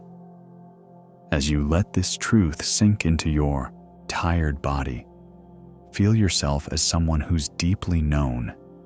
Every part of you, the parts you show and the parts you hide, the parts you're proud of and the parts you're ashamed of, the parts that are strong and the parts that are broken, all of it held in thoughts more numerous than sand. You can stop trying to maintain God's attention. It's already yours. Constant, abundant, precious. Feel your breathing slow with that security. You are thought about. Every breath you take, thought about. Every moment of sleep you're about to enter, thought about. When you wake tomorrow, you'll wake into the same abundant attention you're resting in now. Let your body become heavy with the relief of being so completely known, so constantly held in thought. You are not forgotten. You never were. You never will be. The thoughts toward you outnumber sand, and those thoughts are holding you even now as you drift toward sleep. The prophet Jeremiah, writing from the ruins of Jerusalem after everything has been destroyed, discovers something about God's faithfulness that transforms how we face each new day. Picture Jerusalem in 586 BC. The Babylonian army has just finished their siege. The walls are breached. The temple, Solomon's magnificent temple, the dwelling place of God, the center of Jewish identity, is burning. Flames leap into the sky. Smoke blackens the air. The sounds are horrific. Buildings collapsing, people screaming, soldiers shouting, the roar of fire consuming everything sacred. Jeremiah is somewhere in this devastation. He's a prophet who spent decades warning that this was coming, that the people's unfaithfulness would lead to catastrophe. He was ignored, mocked, imprisoned for his messages, and now everything he predicted has happened. The city is destroyed. The temple is rubble. The people are being marched away into exile. Everything lost. Jeremiah sits in the ruins, literally, surrounded by broken stones, ash, the smell of burning, the evidence of total destruction. If anyone has the right to despair, it's him. He tried to prevent this. He warned them. No one listened. And now it's over. The city of David, the city of God, finished. And from this place, from the absolute nadir of loss and devastation, Jeremiah writes something that sounds impossible. He writes, "Because of the Lord's great love, we are not consumed, for his compassions never fail. They are new every morning. Great is your faithfulness. Let your breathing become like morning, fresh, new, beginning again. New every morning, not recycled, not rationed out from a limited supply, not diminished by yesterday's failures or yesterday's tragedies. New every single morning. As if this is the first morning, as if yesterday's exhaustion of compassion is replenished overnight, as if God wakes up each day with fresh mercy specifically for today." The word compassions in Hebrew carries the sense of deep feeling, of tenderness, of the kind of love that moves your gut. It's visceral compassion, and this visceral, tender, gut-deep compassion, it doesn't fail, ever. It doesn't run out. It doesn't get used up. It renews every morning like manna in the wilderness, fresh provision for each new day. Think about the context. Jeremiah is sitting in ruins. Everything is destroyed. If there was ever a moment when you'd think, okay, this is where compassion ends.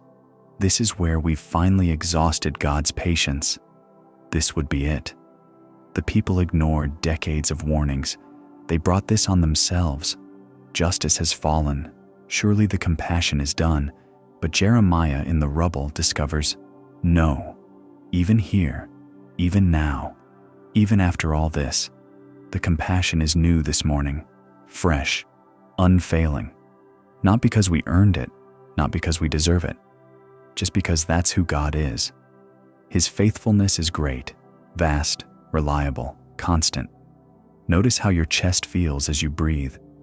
Each inhale is new air, not yesterday's air. That's how mercy works. This teaching touches something essential about how we carry our past into our present. We wake up each morning dragging yesterday's failures, yesterday's regrets, yesterday's shame.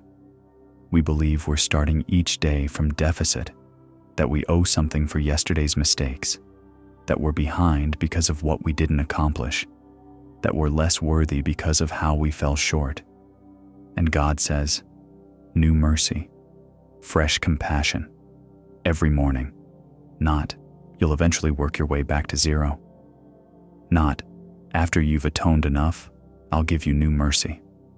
Every morning, regardless of yesterday, regardless of what you did or didn't do, regardless of how badly you failed or how far you fell. Morning comes with new compassion. This is profoundly countercultural. Our world says you accumulate debt, moral debt, relational debt, spiritual debt. You start each day further in the hole based on yesterday's failures. You have to work your way back to neutral before you can access good things. You're always paying off yesterday. But God's economy doesn't work that way. Morning comes and the slate is fresh, not because yesterday didn't happen, not because consequences magically disappear, but because compassion renews. The tender, gut-deep love God has for you. It's new this morning, not diminished by yesterday, not contingent on yesterday. New. For you, tonight. This promise means tomorrow morning when you wake, whatever you're carrying from today, whatever regrets or failures or ways you didn't measure up, you're not waking into judgment. You're waking into new mercy, fresh compassion. The faithfulness that greeted you this morning will greet you tomorrow morning, unchanged, undiminished, new. If you're lying here replaying today's mistakes, cataloging your failures, dreading tomorrow because you're convinced you're starting from deficit, hear this. His compassions never fail. They're new every morning. You don't wake up from yesterday's ending. You wake up to tomorrow's beginning. And the beginning is marked by fresh mercy, not accumulated debt. Jeremiah discovered this in the worst possible circumstances, when everything was lost, when failure was total, when the future looked hopeless. And even then, morning came with new compassion. If it was true in the ruins of Jerusalem, it's true in your life. No matter how badly today went, no matter what you're ashamed of, no matter how far you feel from where you should be, morning will come, and with morning, new mercy. Not because you earned it overnight, not because you finally got it right, just because that's what morning brings when you serve a God whose compassions never fail, whose faithfulness is great, whose mercy renews like the sun rising, inevitable, unstoppable, fresh. Think about sunrise. You can't prevent it. You can't delay it. You can't diminish it by how you spent yesterday. Morning comes with light, regardless of how dark the night was. That's what God's mercy is like. Inevitable, reliable, new every single morning. Great is His faithfulness. As you lie here on the edge of sleep, tomorrow's morning is already being prepared. Already the new mercy is waiting. Already the fresh compassion is gathering. You're not going to wake to condemnation for today. You're going to wake to mercy for tomorrow. New mercy. The kind that doesn't know about yesterday's failures because it's too busy being fresh and present and sufficient for the day ahead. Let your body anticipate that morning. Feel the promise of newness even now in the darkness. Tomorrow, you won't be dragging today's weight. Tomorrow comes with its own fresh provision of compassion. Let your breathing become easier with that promise. The mercy waiting for you in the morning is new, untouched, full, abundant. You're not starting from deficit. You're starting from fresh mercy. Always, every morning, without fail. Feel your whole body relax into that certainty. Tomorrow's mercy is already prepared. Tonight, you can rest, knowing morning brings something new, something fresh, something that doesn't hold yesterday against you. Great is his faithfulness. New every morning. Feel that rhythm. Sunrise and mercy, dawn and compassion, morning and faithfulness. It's all waiting. You can sleep now. Morning will take care of itself, and it will bring what it always brings: new mercy, fresh compassion, great faithfulness. Let yourself drift toward that morning, toward that mercy, toward that faithful renewal that comes with every dawn. Jesus, explaining why he came to earth in the first place, uses a phrase that redefines what it means to truly live and invites us into something far bigger than mere survival. Picture Jesus teaching in a courtyard somewhere in Jerusalem. He's been talking about shepherds and sheep, and some of the religious leaders are listening with hostility. They don't like what he's implying, that he's the true shepherd and they're false ones. They don't like that he's claiming an intimacy with God that seems blasphemous to them. They're waiting for him to say something they can use against him. The crowd around him is mixed.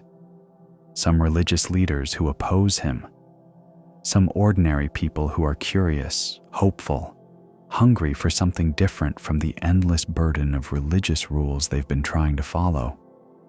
Some who've been healed by him and follow him with devotion. Some who are still deciding what they think. He's been contrasting himself with thieves and robbers, people who climb into the sheep pen to steal and kill and destroy, people who use the sheep for their own purposes rather than caring for the sheep's welfare. And then he pivots to make a direct statement about his own purpose. The thief comes only to steal and kill and destroy, he says.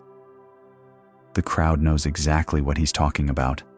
They've been robbed by Roman taxes, by corrupt leaders, by religious systems that take and give nothing back. They've seen things killed, hopes, dreams, joy. They've watched things destroyed, families, futures, faith. They know what it's like to be on the receiving end of people who take without giving. And then Jesus says something that must have landed like fresh water in a desert. I have come that they may have life and have it to the full. Let your chest open as you hear this. Feel the promise of fullness, of abundance, of more than just surviving. Life to the full. In Greek, the phrase suggests abundance, overflow, life in all its richness and depth, not bare minimum existence, not just barely making it through each day, not survival mode, full life, abundant life, life that's rich and meaningful and overflowing with something beyond mere function. Think about the contrast he's drawing. On one side, thieves who steal, kill, destroy. They take life away, reduce it, diminish it until you're left with less and less. On the other side, Jesus who gives life, abundant life, life that grows and expands and overflows. Two completely opposite approaches to existence. The religious leaders of Jesus' time had turned faith into burden. Follow these rules. Avoid these things. Measure up to these standards. The law had 613 commandments, and the religious teachers had added countless more interpretations and applications. Life became about restriction, limitation, avoiding missteps, trying not to be wrong.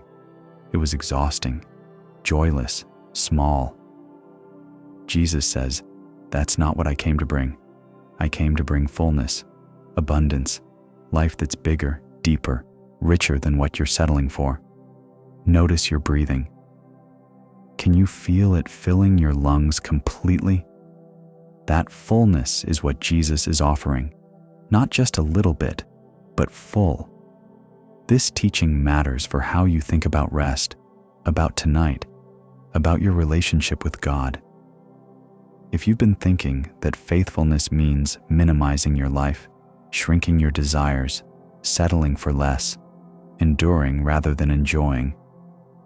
Jesus says, no, that's not the life I came to give. Abundant life includes rest.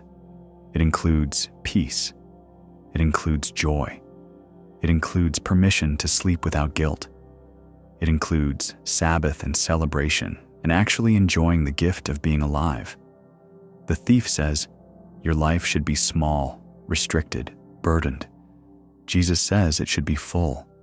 For you tonight, this means receiving rest is actually receiving part of what Jesus died to give you. Not, I'll rest after I've earned it through enough productivity. Not, rest is a necessary evil I minimize as much as possible. Rest is part of life to the full. Peace is part of abundant life. Permission to actually enjoy existence rather than grimly enduring it. That's what Jesus came to provide. We've gotten so used to the thief's approach that we think that's normal. We think life is supposed to be burden and struggle and constant depletion. We think fullness is selfish or unrealistic. We settle for surviving and call it faithfulness. But Jesus says, I came that you may have life, real life, full life, abundant life, life that overflows, life that's rich in meaning and connection and rest and joy and peace. Not someday in heaven, now, today, tonight. This is what I died to give you. If your life feels depleted right now, if you're running on empty, if it's all burden and no fullness, hear this. That's not the life Jesus came to bring. He came for abundance, for overflow, for life that's more than just barely making it through. And part of that abundant life is rest, deep rest, guilt-free rest, rest that's not earned but received as gift. The thief tells you rest is laziness. Jesus says rest is part of fullness. The thief says push yourself to exhaustion. Jesus says come and rest and receive abundant life. The thief depletes you. Jesus fills you over and over with life that's more than survival. Think about the word full. A full glass doesn't just have liquid up to the minimum line. It's filled to the brim, maybe even overflowing. That's what Jesus promises, not just enough life to get by. Life to the full, overflowing life, abundant life, life that's rich and deep and satisfying. And you're invited into that tonight. Not by doing more or achieving more or being more, by receiving, by letting the abundant life Jesus came to give actually fill you, by accepting that rest is part of that abundance, not contrary to it, by letting your cup overflow instead of constantly running on empty. As you lie here, feel yourself as an empty cup being filled. Jesus didn't come to keep you depleted. He came to give you life to the full. Let that fullness begin right now with rest, deep rest, satisfying rest. Rest, that's part of the abundant life He died to give you. Feel your lungs filling completely with each breath. That's abundance. That's fullness. That's what Jesus offers. Not restriction, but expansion. Not depletion, but overflow. Not just survival, but life rich and full and overflowing with peace and rest and permission to actually be satisfied. You're allowed to be full. You're meant to be full. The life Jesus gives isn't small or restricted. It overflows. Let it overflow into rest tonight. Let abundance include sleep. Let fullness mean peace. You're not being selfish or lazy. You're receiving what Jesus died to give you. Life to the full. Rest in that abundance. Sleep in that overflow. You are held in fullness, not scarcity. Let your whole body know it's allowed to be full, satisfied, at rest. This is the life Jesus came to bring. Receive it, fully, abundantly, without guilt or hesitation. Life to the full, rest to the full, peace overflowing. It's yours. It's always been yours. Let yourself receive it now. Paul, dealing with some unnamed struggle he calls his thorn in the flesh, receives an answer from God that seems frustrating at first, until you understand what it's really saying about where strength comes from. Picture Paul somewhere in his missionary journeys. He's traveled thousands of miles, planted churches across the Roman Empire, endured beatings, shipwrecks, imprisonment, constant danger. He's given his life to the gospel, and he has this problem, this thorn in the flesh, he calls it. We don't know what it was. Some kind of physical ailment, maybe, or emotional struggle, or persistent temptation, or enemies who opposed him, something that caused him real suffering, real difficulty. He's prayed about it. Not once. 3 times, he says specifically. 3 times he's asked God to remove it. This isn't casual prayer. This is desperate pleading. Please, God, take this away. I need this gone. I can't do what you're calling me to do while this thing is tormenting me. Please remove it. Picture him on his knees, maybe in some small rented room in a city where he's preaching, or in a prison cell between beatings, or on a ship crossing dangerous waters. 3 times asking with all his heart, remove this, fix this, heal this, make it go away. And God's answer doesn't do what Paul asked. God doesn't remove the thorn. Instead, God says something that sounds insufficient at first hearing. My grace is sufficient for you, for my power is made perfect in weakness. Let your whole body feel what it's like to be weak right now, tired, unable to hold yourself up through effort. Paul wants removal. God offers presence. Paul wants the problem solved. God says the problem can stay, but you'll have what you need. Paul wants to be strong enough to handle everything.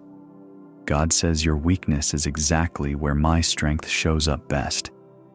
This is one of the most countercultural statements in all of Scripture. Our world says, strength comes from capability, from not having problems, from being able to handle everything yourself. We're supposed to minimize our weaknesses, hide our struggles, project competence and self-sufficiency. Weakness is something to overcome, eliminate, be ashamed of. And God says, no, my power is made perfect in weakness, not in spite of weakness, not eventually after the weakness is gone. In weakness, right there in the middle of your inability, your limitation, your struggle. That's where divine power shows up most clearly. Paul receives this answer and has a choice. He can be angry that God didn't remove the thorn. He can feel abandoned, unheard, dismissed. Or he can receive what God is actually offering, not removal of the problem, but sufficiency in the middle of it. Grace, that's enough. Power that works best through weakness. Paul chooses to receive it. He writes, therefore I will boast all the more gladly about my weaknesses, so that Christ's power may rest on me. This is remarkable. He shifts from asking God to remove his weaknesses to actually celebrating them, not because weakness is fun or because he's become masochistic, but because he's discovered that his weaknesses are where Christ's power shows up most visibly. Notice your breath. You don't have to make it strong or deep or impressive. Just let it be what it is, natural, effortless, sufficient.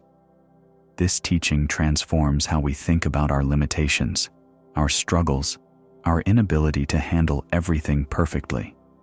We lie here exhausted, aware of all the ways we're not enough, not strong enough, not capable enough, not spiritual enough, not anything enough. And we believe that exhaustion, that weakness, that insufficiency disqualifies us from receiving God's help. We think we need to be stronger before God can work through us. But Paul discovers the opposite. God's grace is sufficient for you, not for the strong version of you you're trying to become, but for you right now, weak and struggling and unable. The sufficiency doesn't wait for you to be sufficient.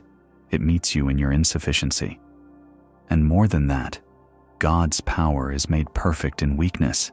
This is stunning. The divine power that spoke worlds into existence, that parted seas and raised the dead, it's most fully displayed not in human strength, but in human weakness. When we're weak, there's no question whose power is at work. When we're capable and strong, we might take credit. But when we're weak and things happen anyway, everyone knows that's grace, not us. For you tonight, this word lands right in your exhaustion. You're lying here weak, too tired to pray eloquently, too depleted to muster faith feelings, too worn out to present yourself as spiritually impressive.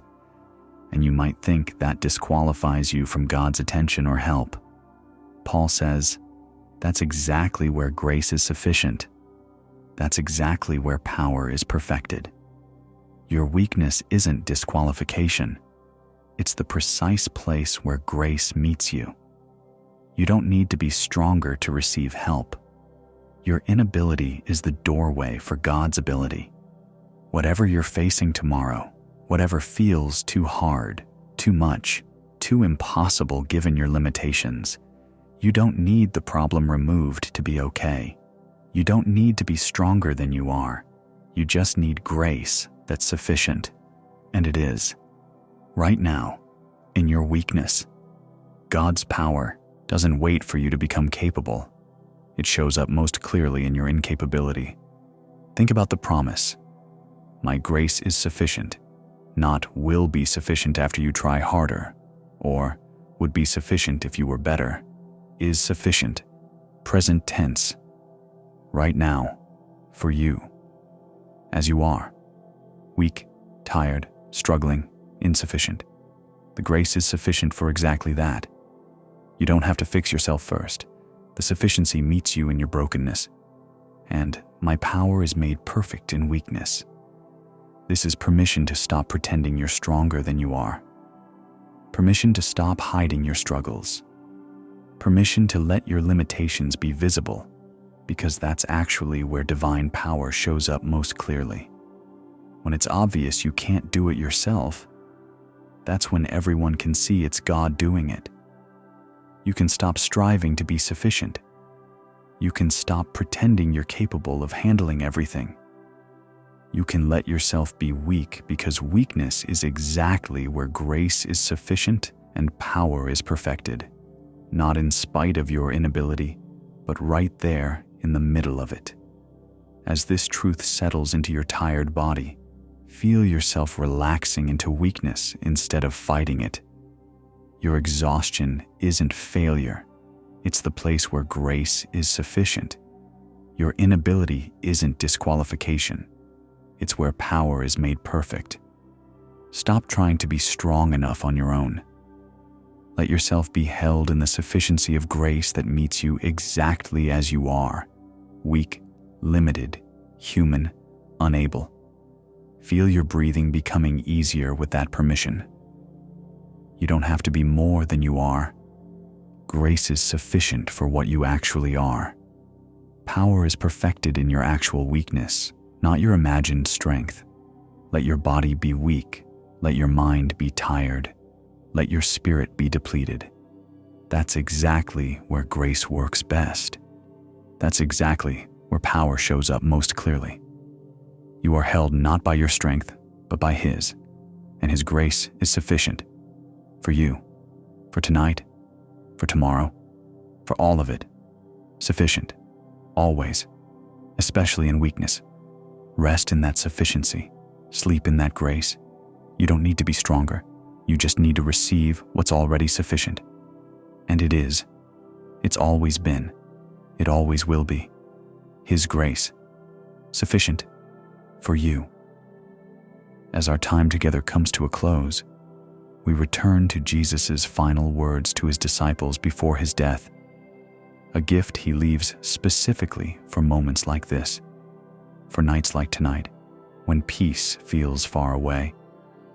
Picture the upper room in Jerusalem.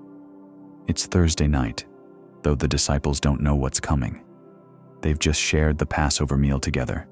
Jesus washing their feet, breaking bread, sharing wine, speaking in ways they don't quite understand about his body and blood, about leaving them. The atmosphere is heavy with things unsaid, with grief they can't quite name yet, with confusion. Judas has left. The other disciples don't realize he's gone to betray Jesus, to set in motion the arrest and trial and crucifixion. They just know something feels wrong. Jesus is talking about going away. Peter keeps insisting he'll never leave Jesus, never deny him, even if everyone else does. The others are chiming in with their own declarations of loyalty. But there's fear underneath. They can feel something ending. The room smells of bread and wine and olive oil from the lamps. Outside, Jerusalem is settling into night. The sounds of the city are fading. They're in this room, just 13 of them now.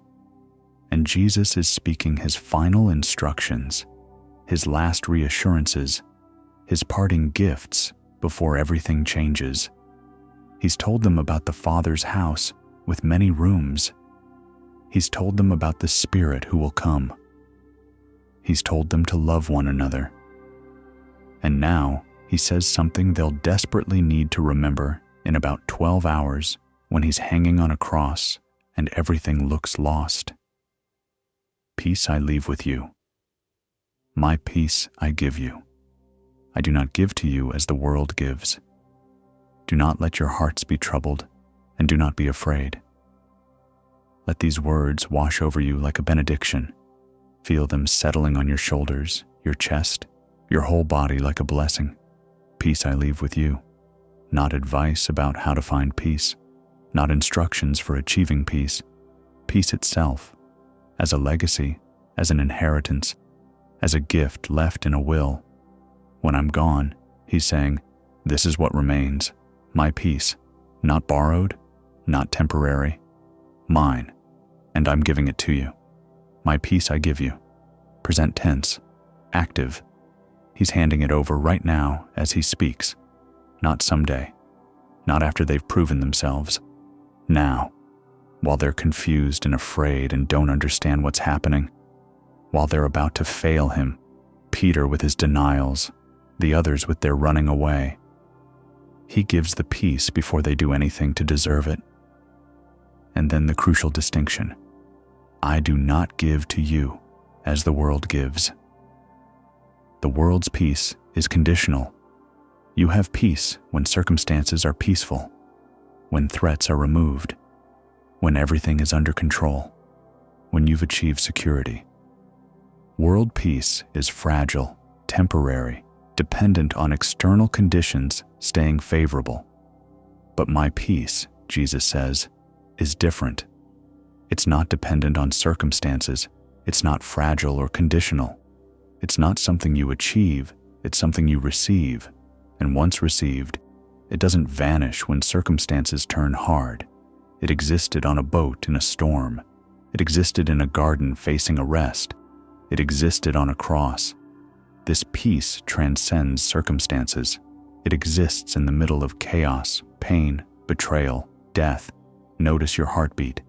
You don't control it, but it's steady. That's what his peace is like, steady regardless of conditions. Do not let your hearts be troubled, and do not be afraid. This isn't motivational speech. This isn't Jesus trying to pump them up with false confidence. This is him giving them something real, his peace, and then inviting them to receive it, to let it do its work, to stop letting fear and trouble dominate when peace has been given. The disciples don't fully understand this yet. They will tomorrow when Jesus is arrested and they scatter in terror. They will Saturday when he's dead and they're hiding behind locked doors. They will even Sunday morning when the women come with news of resurrection and they don't believe it. But gradually, as the Spirit comes, as they remember Jesus' words, they discover he really did leave his peace. It really is different from the world's peace. It really does work even in circumstances that should make peace impossible. For you, tonight, this is the gift waiting for you as you drift towards sleep. Jesus' peace, not peace you have to manufacture, not peace that depends on your life being in order, not peace that requires all problems to be solved. His peace, the peace that let him sleep in storms, the peace that carried him through betrayal and death, the peace that transcends all understanding. That peace, it's yours. He gave it. Past tense, it's already given. It's already yours. The world gives peace conditionally, temporarily, fragilely. Jesus gives peace as inheritance, as gift, as something that's yours regardless of what tomorrow brings. The world's peace evaporates when circumstances change. Jesus' peace remains steady through whatever comes. You don't have to wait for your life to calm down before you can have peace. The peace is already given, already yours, already available right now in the middle of everything that's not peaceful. Do not let your heart be troubled. This is invitation, not command. You've been given peace, real peace, peace that works. Will you receive it? Will you let it do what it does? Will you stop letting trouble and fear dominate when peace has been offered? And do not be afraid. Again, invitation. You don't have to manufacture courage. You don't have to talk yourself out of fear through positive thinking. You've been given something stronger than fear. His peace. The peace that drives out fear the way light drives out darkness. Not through your effort, but through its presence. As you lie here on the edge of sleep, feel yourself receiving this gift. Jesus' peace, left for you, given to you, not dependent on tomorrow going well, not contingent on problems being solved, not fragile or temporary. His peace, steady, reliable, transcendent, peace that exists in storms, in valleys, in the darkest nights, peace that's already yours because he already gave it. The world can't give you this. Only Jesus can. And he has. 2,000 years ago, in an upper room, he gave his peace. And that giving echoes forward through time to right now, to you, to this moment. His peace, available, sufficient, real. Receive it now. Let your heart stop being troubled. Let yourself stop being afraid. Not because circumstances are perfect, but because you've been given peace that transcends circumstances. Feel it settling over you like a blanket. Feel your chest opening to receive it. Feel your mind quieting as it does its work.